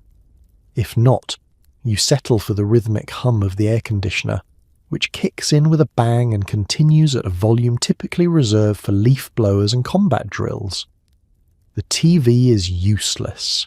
You try to find something romantic, but your only options are static, a baseball game, and a preacher explaining how marriage is a government conspiracy. So you turn it off and decide to be present, which mostly means trying not to bump elbows while lying on your sides in a bed built for people smaller and significantly less fidgety. You pop the champagne, or more realistically, the off-brand sparkling cider you bought at the gas station 2 miles back. There are 2 plastic motel cups. One is cracked, the other has lipstick on the rim. Neither are yours. You pick the cracked one, at least you know where that came from. The cider fizzes politely. You toast, you sip. It's warm, it's fine. You've both had worse. For dinner, maybe you've brought takeout. Or maybe it's vending machine cuisine, a sandwich and some chips you'll try not to spill in the bed. You eat sitting cross-legged on the mattress, using the phone book as a makeshift tray. You clink your cups again. You're laughing now. Not because it's funny, but because laughter is the only thing standing between you and full existential collapse. And then, romance. You cuddle up. You kiss. The neon outside the window flashes vacancy every 4 seconds, casting alternating waves of red and darkness across the room. Your romantic moment is being lit like a noir crime scene. A car alarm chirps. A neighbour coughs. Someone flushes a toilet with vengeance. You try to ignore it. You focus on the good, the warm body next to you, the hum of shared survival, the way motel ceilings always look just a little like a starry night if you squint and believe in asbestos. You breathe, you hold hands, you laugh again. Because motel romance isn't about elegance, it's about effort. It's about deciding that even in a room with mystery stains and vending machine chocolates, love can survive, maybe even thrive. If not thrive, at least nap side by side without touching the questionable headboard. So sleep well, lovers of low-budget passion. Your romance may not sparkle, but under flickering neon it absolutely glows. The faucet's dripping, the TV's flickering, and your room key only works if you turn it counterclockwise while humming. Enter the motel maintenance man, a wizard armed with duct tape and a 1,000-yard stare. He arrives without warning. You didn't call him. You only mentioned the issue once in passing to the front desk clerk, who gave a grunt and scribbled something into a notebook that may have been upside down. And yet, an hour later, there he is, appearing at your door like a blue-collar spectre summoned by the sound of inefficient plumbing and existential despair. He wears coveralls in a colour that may have once been navy, now a patchwork of grease, bleach, and time. His name is stitched above the chest pocket in thread that's mostly unravelled. It says Rick, or possibly Rock. Either way, he doesn't speak much. He doesn't need to. His eyes tell you everything. He has seen the inner workings of this building, and they have seen him.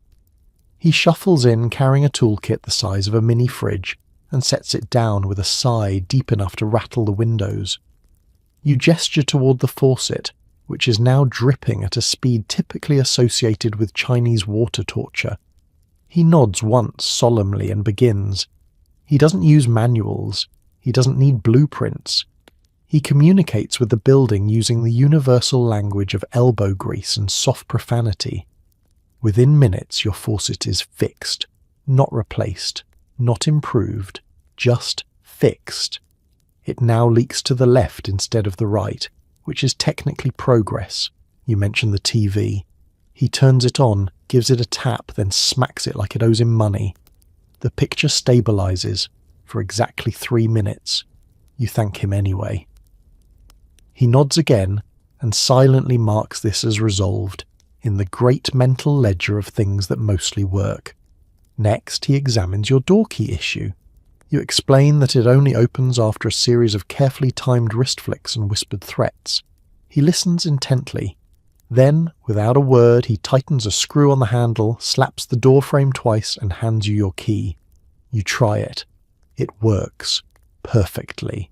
You suspect witchcraft, and that's when you realize he can fix anything. Not well. Not in a way that would pass inspection, but in a way that works. The air conditioner that only blows cold if the lights are off? He knows the trick. The toilet that sounds like a brass band warming up every time you flush? He's got a wrench for that. The vibrating bed that won't stop vibrating? He removes a single screw and gives you a look that says, "We won't speak of this again." You start asking about his life. He says little. You get the sense he's always been here, part of the motel. Born from a burst pipe and a faulty electrical panel, he doesn't clock in. He simply is, like gravity or motel coffee. Eventually he packs up his tools, gives you a respectful nod, and disappears down the hall. The light above your door flickers twice as he walks away. You listen closely and swear you can hear the wheels of his cart rolling into the shadows, like a legend slipping back into myth. No paperwork, no bill, just the faint scent of WD-40 and quiet competence. And later, as you lie in bed, lulled by the quiet hum of newly adjusted pipes and a thermostat that no longer gasps for help, you think of him, the motel maintenance man, not a knight in shining armour but a warrior in scuffed boots, wielding a flashlight and a roll of electrical tape. Sleep well, you're safe now. Rick fixed it. Probably. Tonight, every other motel has a no vacancy sign glowing like a dare, but yours has the rare and mystical some vacancy sign, a subtle invitation to wonder exactly who is staying here and why. The art of motel signage is ancient and mysterious, passed down through generations of roadside proprietors and flickering neon. No vacancy is not just a logistical update, it's a message, a mood, a statement that something is happening here and you are not invited. But your motel doesn't go for such extremes. Your motel, proudly inconsistent, has adopted the much more curious approach. Some vacancy. It's not even an official setting. No one makes a sign that says that. Someone, probably the manager, just keeps the no half lit, dangling by a loose wire and personal philosophy. It's always unclear whether it's full, empty, or merely confused. Much like you, as you approach the office for check-in, and so begins the guessing game. You pull into the gravel lot and count the cars. 3 pickup trucks, 1 sedan with out-of-state plates, and a van that looks like it may be inhabited by either a magician or someone hiding from taxes. But the parking lot is too big for the number of guests you actually see. You begin to wonder, who's here? Who stayed here? And who never checked out? The front desk offers no answers. The clerk gestures vaguely toward a cluster of rooms and mutters, "Anywhere on the right." You ask politely, "How many rooms are booked tonight?" He shrugs and says, "Depends who comes back." You do not ask a follow-up question. Every window tells a story. Room 3 has curtains drawn and the soft blue glow of a television bouncing off the glass like a heartbeat. Room 5's door is cracked open, just a sliver, as if someone left in a hurry or hasn't yet decided whether they're staying. Room 7 is completely dark, but the car parked in front is still warm. You touch the hood. Yep. Recently operated, recently arrived, or possibly recently abandoned. The mystery deepens. A shadow moves behind a curtain in room 10. You pause. They pause. It becomes a game of Motel Peekaboo, except neither of you is enjoying it, and both of you suspect the other may be an FBI informant. You shuffle away and pretend to admire the vending machine. It's safer there. The true population of the motel is never known, only hinted at. You hear voices, sometimes above you, sometimes below, despite there being no second floor. A muffled laugh, a door creak, the soft wheeze of an air conditioner hiding its secrets. Everyone's here, but no one is seen, and that's the magic of it. Your motel exists in a liminal state, a Schrodinger's lodging establishment. It is both full and empty, safe and suspicious, quiet and full of muffled arguing. The some vacancy sign reflects your own emotional state, not fully booked, but not completely available either, holding space for something, maybe sleep, maybe self-reflection, maybe a raccoon. Eventually you return to your room, walking past glowing windows and unmarked cars. You lock your door with the usual ritual: twist, lift, jiggle, pray. The neon outside flashes again. Some vacancy, casting the room in red and white pulses like it's trying to communicate in Morse code. Maybe it is. You settle into bed, listen closely. Someone in room 12 just coughed.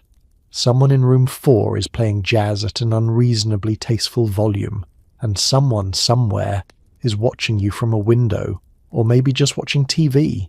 You hope it's TV. Sleep well, motel traveller. You're not alone, but you're also not entirely sure who's with you. And that's part of the charm. The door features no fewer than 3 locks, none of which match. There's a chair wedged under the knob for extra security, because nothing says safety like trusting a piece of mid-century plywood with your life.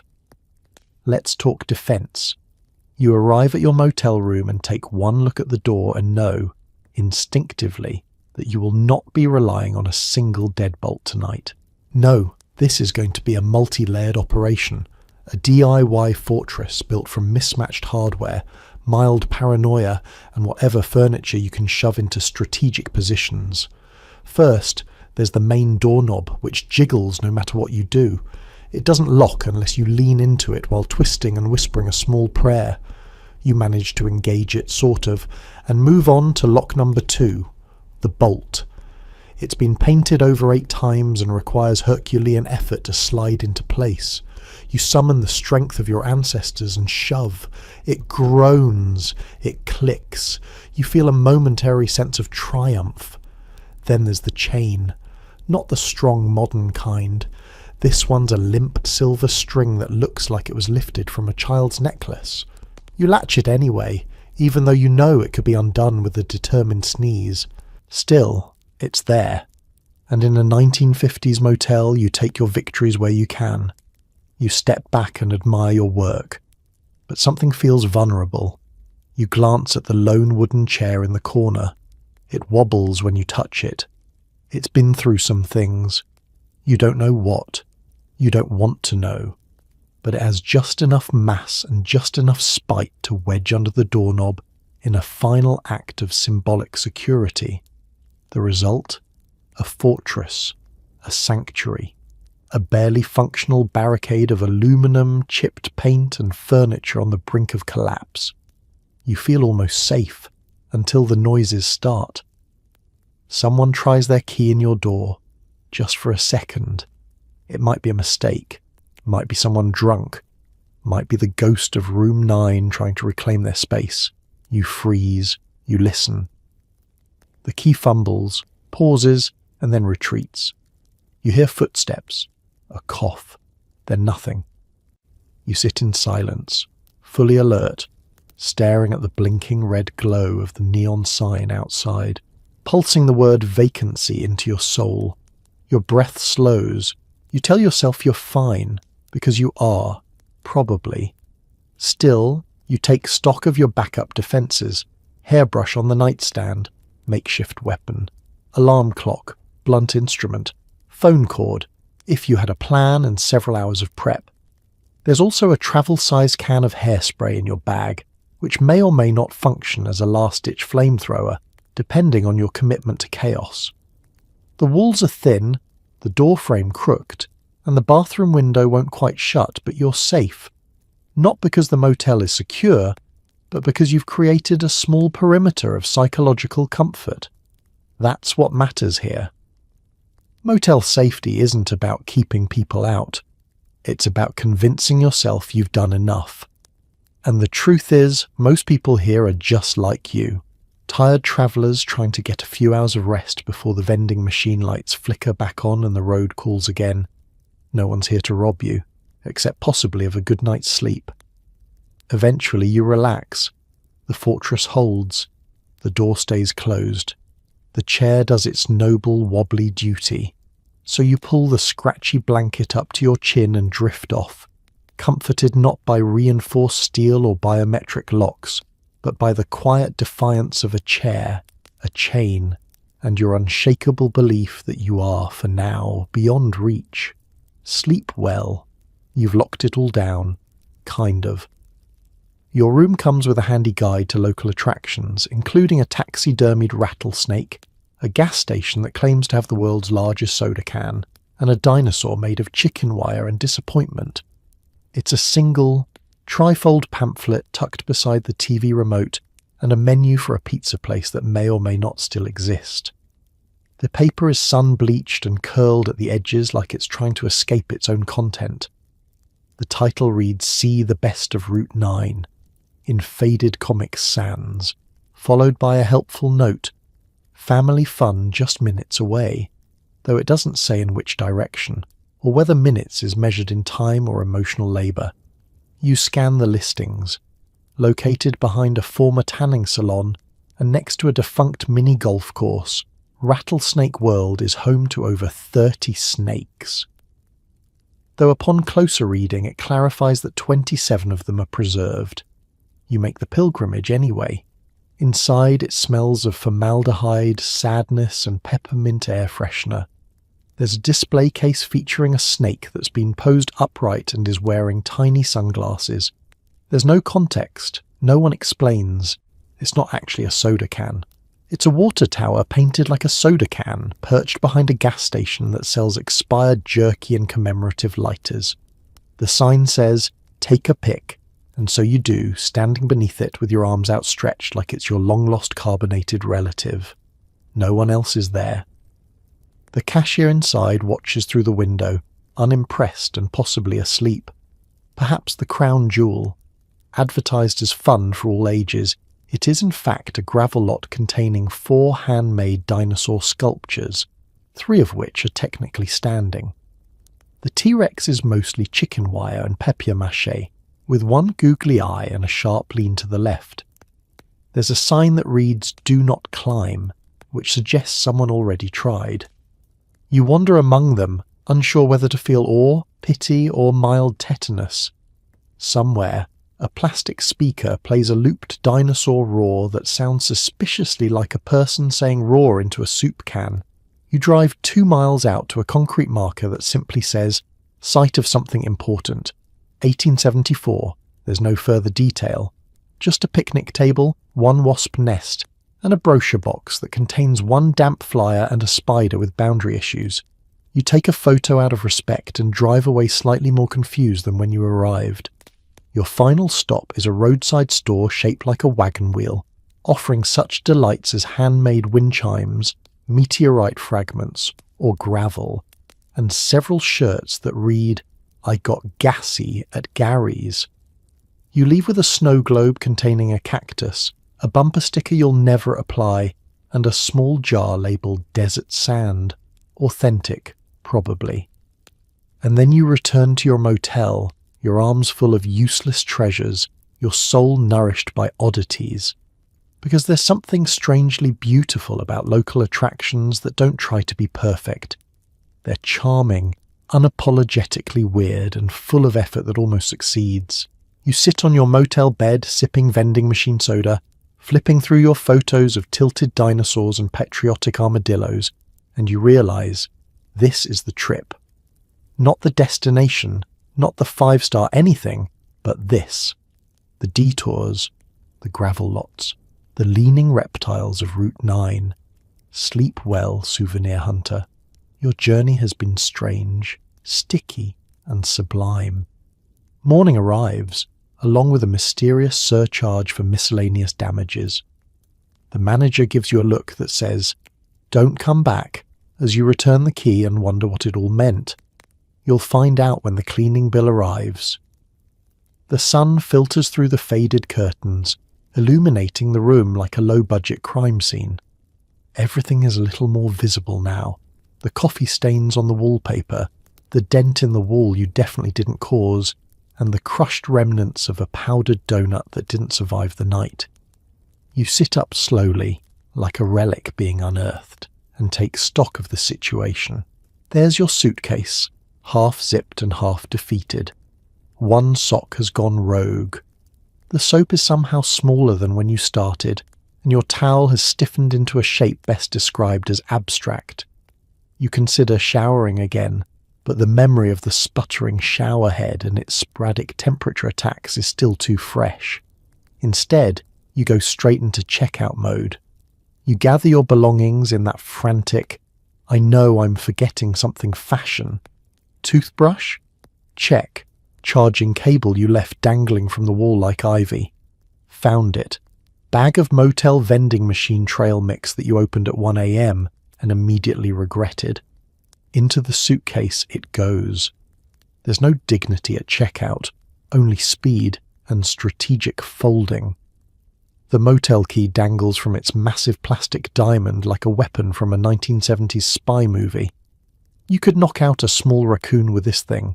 You make one last glance around the room, pretending you're going to miss it, and close the door behind you with a decisive click. The chair you wedged under the knob falls over with a final echoing thunk, like it's saluting your departure.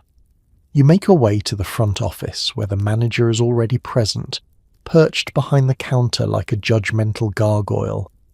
His mug reads, "Number 1 boss," but his eyes say, "You better not have taken the towels." You slide the key across the counter. He takes it without speaking, his fingers performing the kind of practiced flick that suggests he's been returning security deposits since before you were born. He consults his clipboard.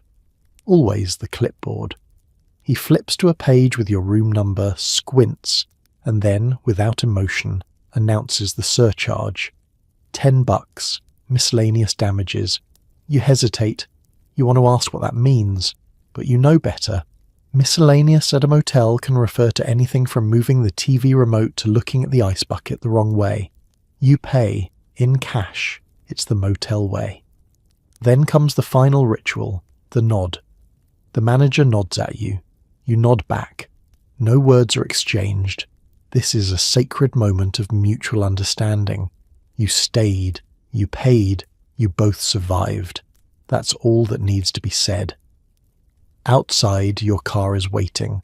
A little dusty, a little sad, but still loyal. You open the door, toss your suitcase in, and take one last look at the building. Peeling paint, buzzing neon, curtains fluttering in windows with stories you'll never hear. And just like that, you're back on the road. You merge onto the highway, trailing powdered sugar and vague unease, wondering whether the night you just experienced actually happened or was some kind of polyester-induced fever dream. The radio plays something nostalgic. The sky is too bright. The seat is warm. And as you pass a new motel up the road, you squint to read the sign. No vacancy. You nod. You understand now. Because the real checkout isn't just returning the key. It's leaving behind the mystery, the noise, the bad coffee, and the very specific kind of memory that sticks to you like motel shampoo, cheap, unrequested, and oddly unforgettable. Sleep well next time, traveller. You've earned it. Just don't forget the sock. As you drive away, the memories linger. The sticky floors, the buzzing neon, the epic battle with the air conditioner. The 1950s motel may not have been paradise, but it was never, ever boring, and now it's part of your story, whether you wanted it or not. You glance in the rearview mirror and catch a final glimpse of the building, its faded paint job glowing pink in the morning light, its sign still flickering defiantly between vacancy and Van CY, as though spelling was optional, but hospitality was not. You wonder who's checking in next? Who will lie in that lumpy bed tonight, try to make peace with that ancient mattress, and find the courage to press their lips to that styrofoam coffee cup? It won't be you, not tonight, but it could be again.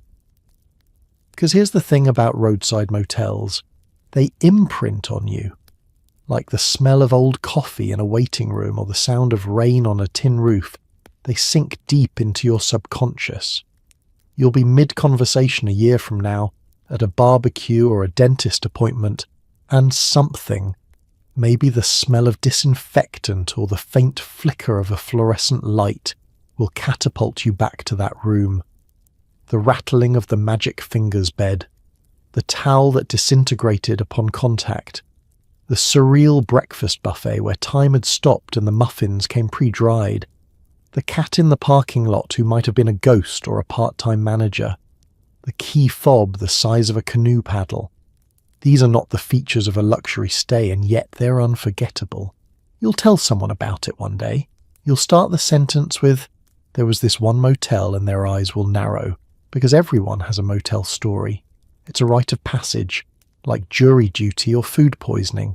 You'll describe the sound of the vacuum at 7 a.m, the way the shower water shot sideways, and the neon buzz that you now suspect permanently altered your brainwaves. They'll nod, they'll understand, and maybe, just maybe, you'll admit that you kind of miss it. Not the dust, not the suspect stains, not the vending machine cuisine or the night you lost the battle to a determined moth, but the experience, the absurdity, the strange comfort of being part of something so unapologetically weird and human. Because 1950s motels aren't just places to sleep, they're places to remember sleeping, or trying to sleep, or wishing you were asleep but instead listening to your neighbour yell at Wheel of Fortune in a towel while pacing barefoot on the balcony. They are memory incubators, dispensers of stories, museums of barely functioning furniture and bold design choices. Every room holds echoes of travellers past, families with too many kids, couples with suspiciously little luggage, solo wanderers and exhausted drivers, all united by the great American tradition of asking, "Is this the best we can get for under $50? And you, dear traveller, have now joined their ranks. As the miles stretch ahead of you and the motel fades behind, it becomes something mythic in your mind. Was the air conditioner really that loud? Did the soap actually shrink in the shower? Was the pool really filled with what looked like dishwater and one deflated beach ball from 1983? Yes, it was all of that, and more.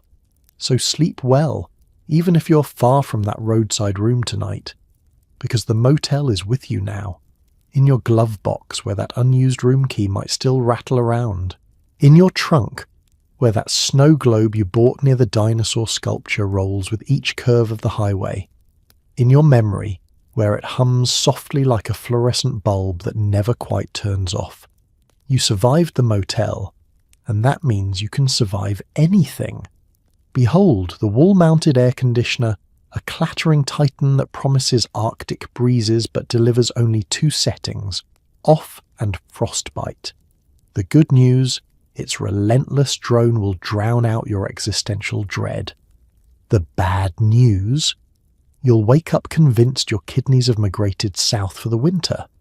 The unit is built directly into the wall beneath the only window, which hasn't opened since Eisenhower was in office.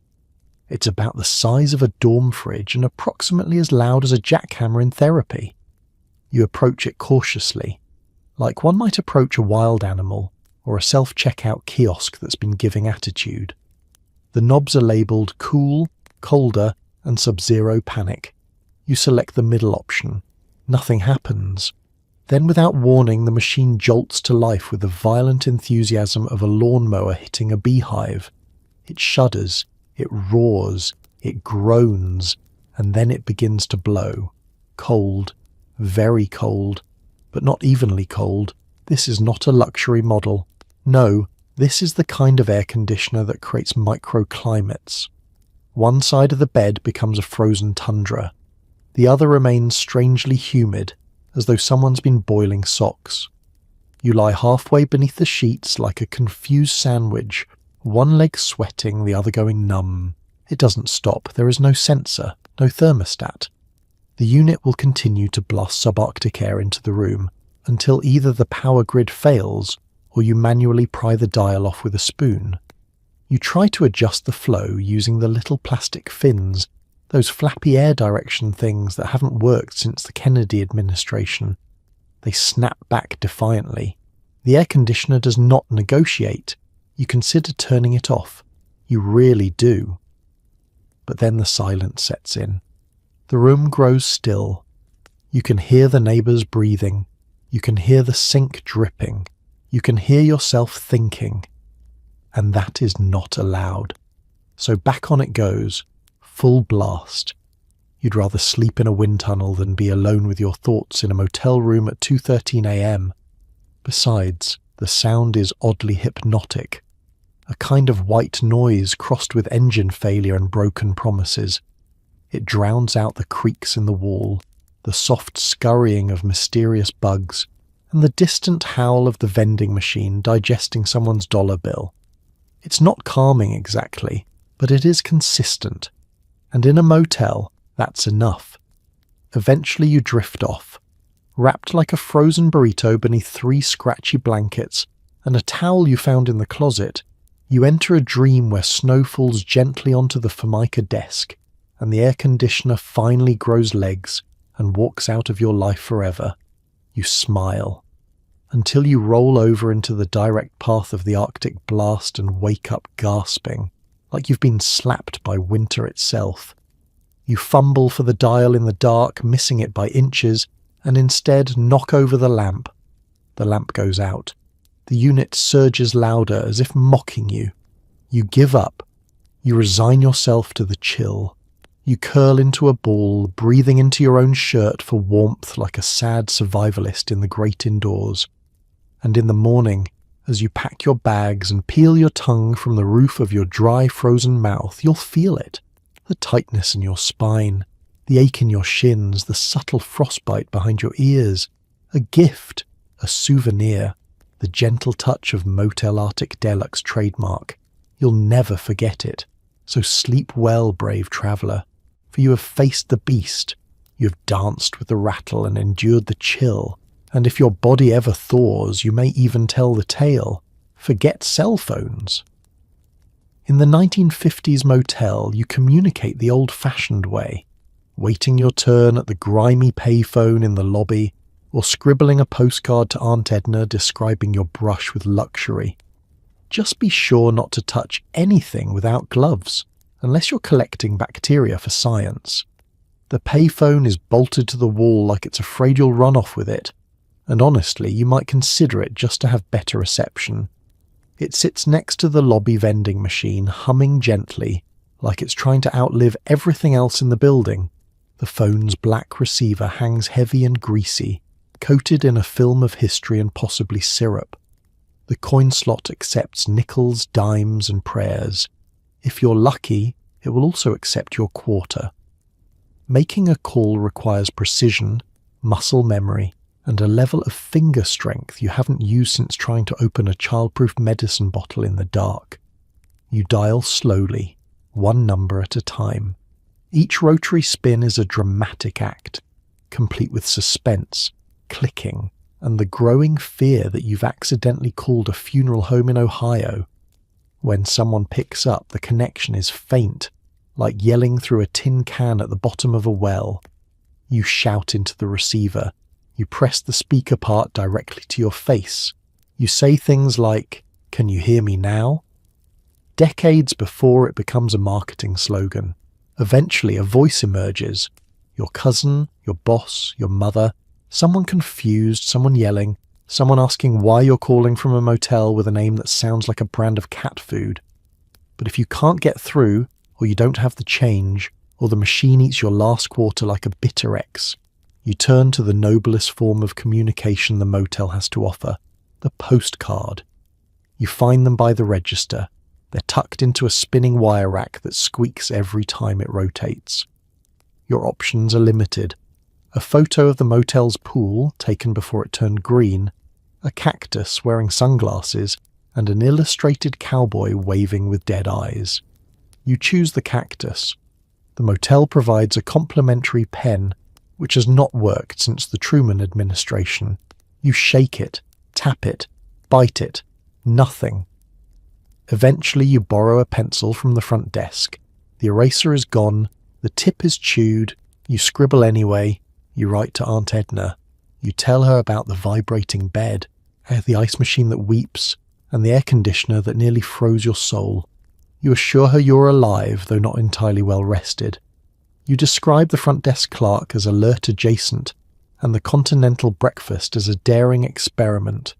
You sign it with love, add a stick figure drawing of yourself under a flickering neon sign, and call it good. Postage is another adventure. If you didn't bring your own stamp, and who does, you're told to ask the manager. He has a drawer. Somewhere. Possibly.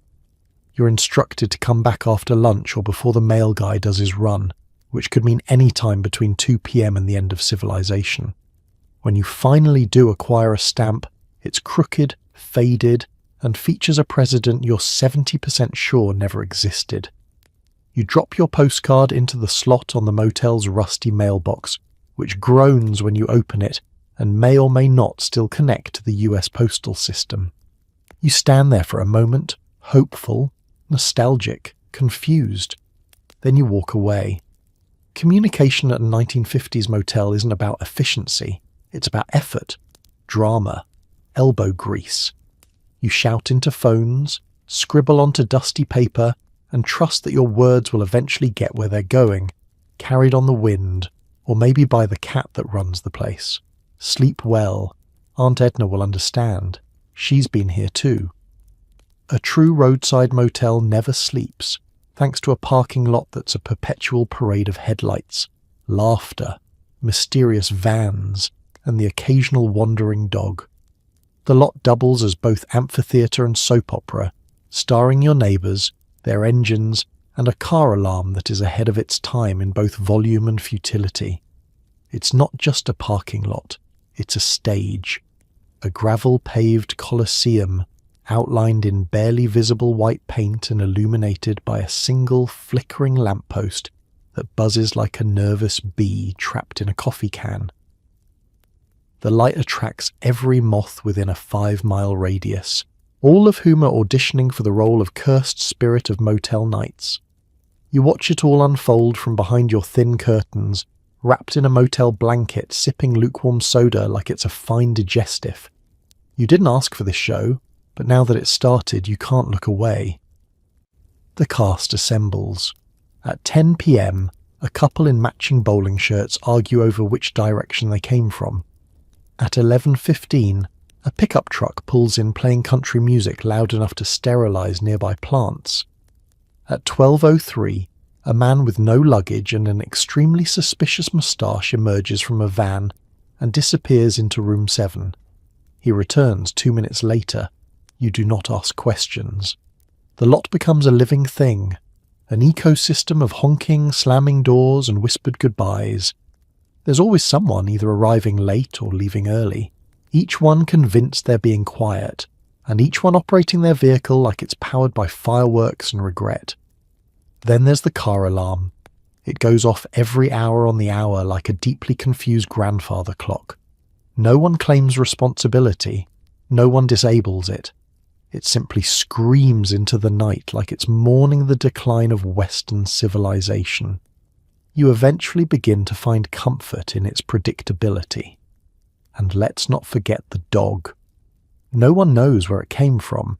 It doesn't seem to belong to any guest. It doesn't bark. It simply wanders, tail held high, as if inspecting the lot for violations of some unwritten canine code. Occasionally it stops and stares at a specific car for a little too long, then moves on. You find yourself oddly comforted by its quiet judgment. At some point, a sedan with a broken muffler loops the lot 3 times before parking backwards across 2 spaces. You consider calling the front desk, but then remember that the front desk clerk is probably asleep under said desk. You let it go. This is not your war. Every so often the lot goes still, the cars settle, the conversations drift, the lamp flickers once, twice, then holds. A strange peace settles over the gravel like a blanket of dust. You think, just maybe, you might sleep. And then at 2:47 a.m, someone drops a metal thermos directly onto the pavement. It echoes like a gunshot. Lights come on in 3 rooms, someone yells, a door slams, the car alarm howls in sympathy. The dog reappears, does a slow lap, and disappears again into the shadows like a furry spectre of the night shift. This is the rhythm of the parking lot. It doesn't rest. It doesn't apologize. It simply continues, humming and sputtering and beeping and living. Each cracked tail light and dented bumper has a story. Each guest pulling out in the morning leaves behind traces of themselves, fast food wrappers, tire tracks, secrets. And someday, you'll remember this place. Not because it was peaceful, but because it wasn't. Because it was a parking lot that meant something. A place where humans and headlights collided in the night, bound together by caffeine, chaos, and the need to be somewhere else. Sleep well, traveller. The lot is still out there, watching, waiting, idling. Down a dimly lit corridor, past the soda machine and a sagging soda machine, lies the motel's laundry room, a portal to another dimension where socks vanish, coins multiply, and the scent of overcooked dryer sheets lingers like a suspicious alibi. Will your favourite shirt survive the cycle? It's a gamble every time. You find it by accident, following a small handwritten sign that simply says laundry, with a question mark, as if even the motel isn't sure whether it qualifies. The hallway narrows, the lights dim. The floor tiles change pattern midway through, switching from faux marble to hospital panic. This is how you know you've entered sacred ground. The laundry room door is propped open with a paint can that has never and will never contain paint again. Inside, the air is warm, damp, and thick with the smell of floral chemicals and mild despair. There are 2 washers. One of them growls when you touch it. The other only takes quarters minted before 1982. You try both. The first one blinks. The second one begins its cycle with the kind of sound you'd associate with a blender trying to process gravel. There's a bulletin board above the folding table. 3 tacks, no notices, and 1 coupon for 10% off a local taxidermy service that expired in 1994. A single sock has been thumbtacked to the cork, an offering to the laundry gods. You add your own, a mysterious garment left in your room that may or may not be a washcloth. You fold it reverently and place it beside the vending machine, which offers only bleach pens and trail mix. The machines rumble on. You sit in one of the moulded plastic chairs that feels both too small and too slippery, like it was designed as a joke. You reflect on your life choices. You wonder how your jeans are doing. The spin cycle starts and the entire wall shudders. You consider moving to a different dimension. You stay. Then, something miraculous happens. As you check the coin return on the soda machine purely out of habit, you discover 35 cents. Jackpot. Someone's forgotten change becomes your unexpected inheritance. You invest it wisely in a mystery soda. It delivers a can of Shasta Tiki Punch, which you drink ceremonially under the dim flicker of the overhead light. Other travellers drift in. A woman dragging a mesh bag full of dreams and gym socks. A teenager with earbuds and a hoodie pulled up.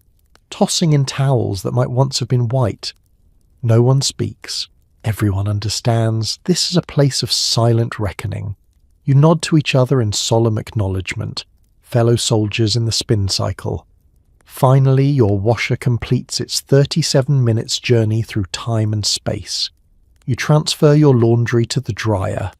Singular, because the second one is plugged in, humming, but clearly not connected to any heat source.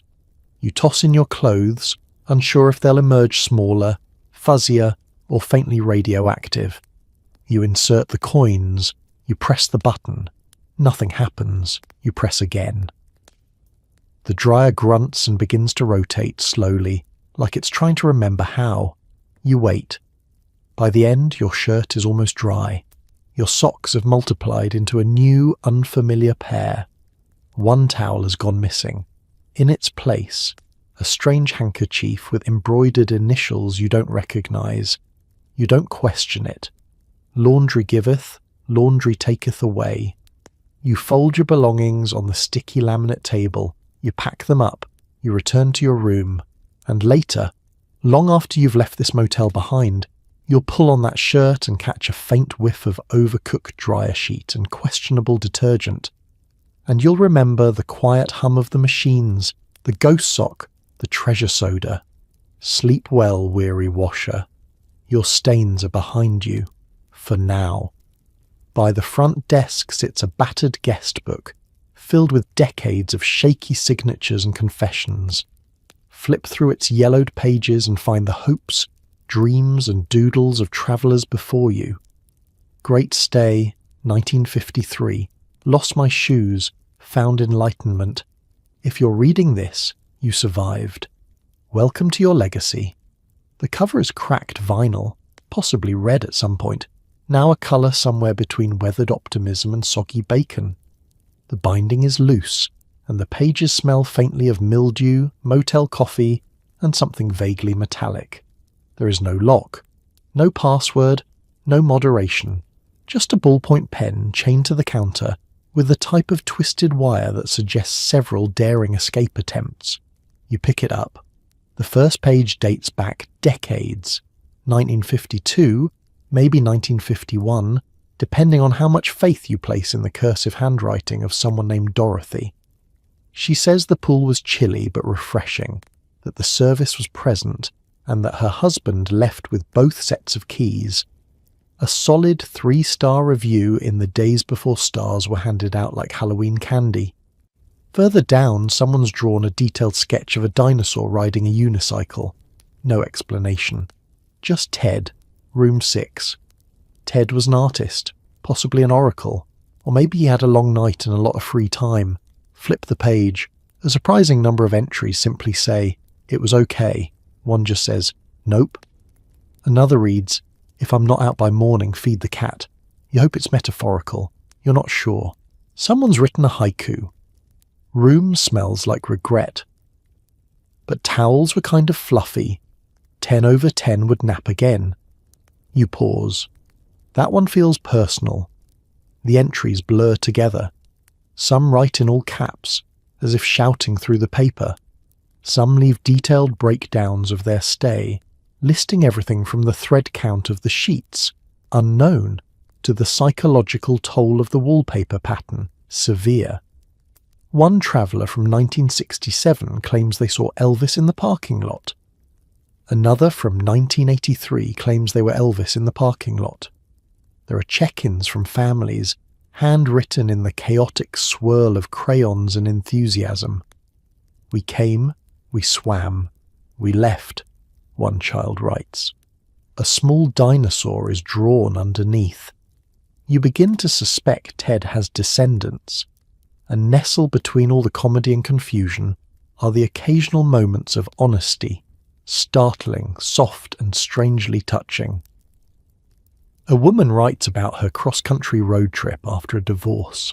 A man notes that this was his first stop after leaving the military. Someone else simply writes, "Thank you. I needed the quiet." It's not just a guest book, it's a time capsule, a collection of voices, none of whom ever met, all converging in this one spiral-bound monument to late-night arrivals and continental breakfasts. There's something profoundly human about it, something humble. The idea that, in a world increasingly obsessed with polished reviews and 5-star rankings, this little motel still keeps a paper log of whoever wanders through. Eventually you sign your own name, or maybe just initials, maybe a doodle, maybe something cryptic like, "Check under the vending machine." You don't have to be profound. You don't even have to be legible. You're simply adding a page to the motel's strange, sticky, sacred legacy. You place the book back on the counter. The clerk doesn't look up. The chain clinks softly as the pen settles into place. And as you walk back to your room one last time, you realise this wasn't just a stay. It was an entry in something bigger, stranger, dustier. Sleep well, storyteller. Your name is now part of the legend.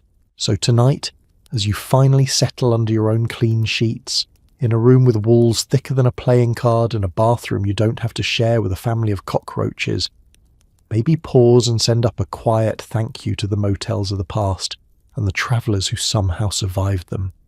Because if there's anything our night at the 1950s motel has taught us, it's that comfort is relative, adventure is accidental, and sometimes all you need for a story is a flickering neon sign, a sticky floor, and the courage to try the mystery meat from the vending machine. You've braved the ice machine's roar, faced down coin-operated beds and haunted pools, and witnessed the majesty of plastic flowers in a cracked vase. You didn't just survive, you thrived, or at least you made it to checkout. Let's give a little credit to everyone who found a way to laugh, love, or just get a few hours of sleep behind those rattling air conditioners and paper-thin curtains. These were people who could sleep through car alarms, forge friendships over burnt coffee, and emerge from the wilds of the parking lot with both dignity and a souvenir ashtray. So next time you find yourself grumbling about the mini shampoo bottles at your hotel, or the pillow being just a little too lumpy, remember, you are living a life of luxury compared to the glory days of the roadside motel, and maybe, just maybe, give thanks for hot water, solid locks, and silence you don't have to pay for by the hour. Sleep well, fellow traveller. The world is full of stories, and tonight you've survived one of the weirdest. Good night.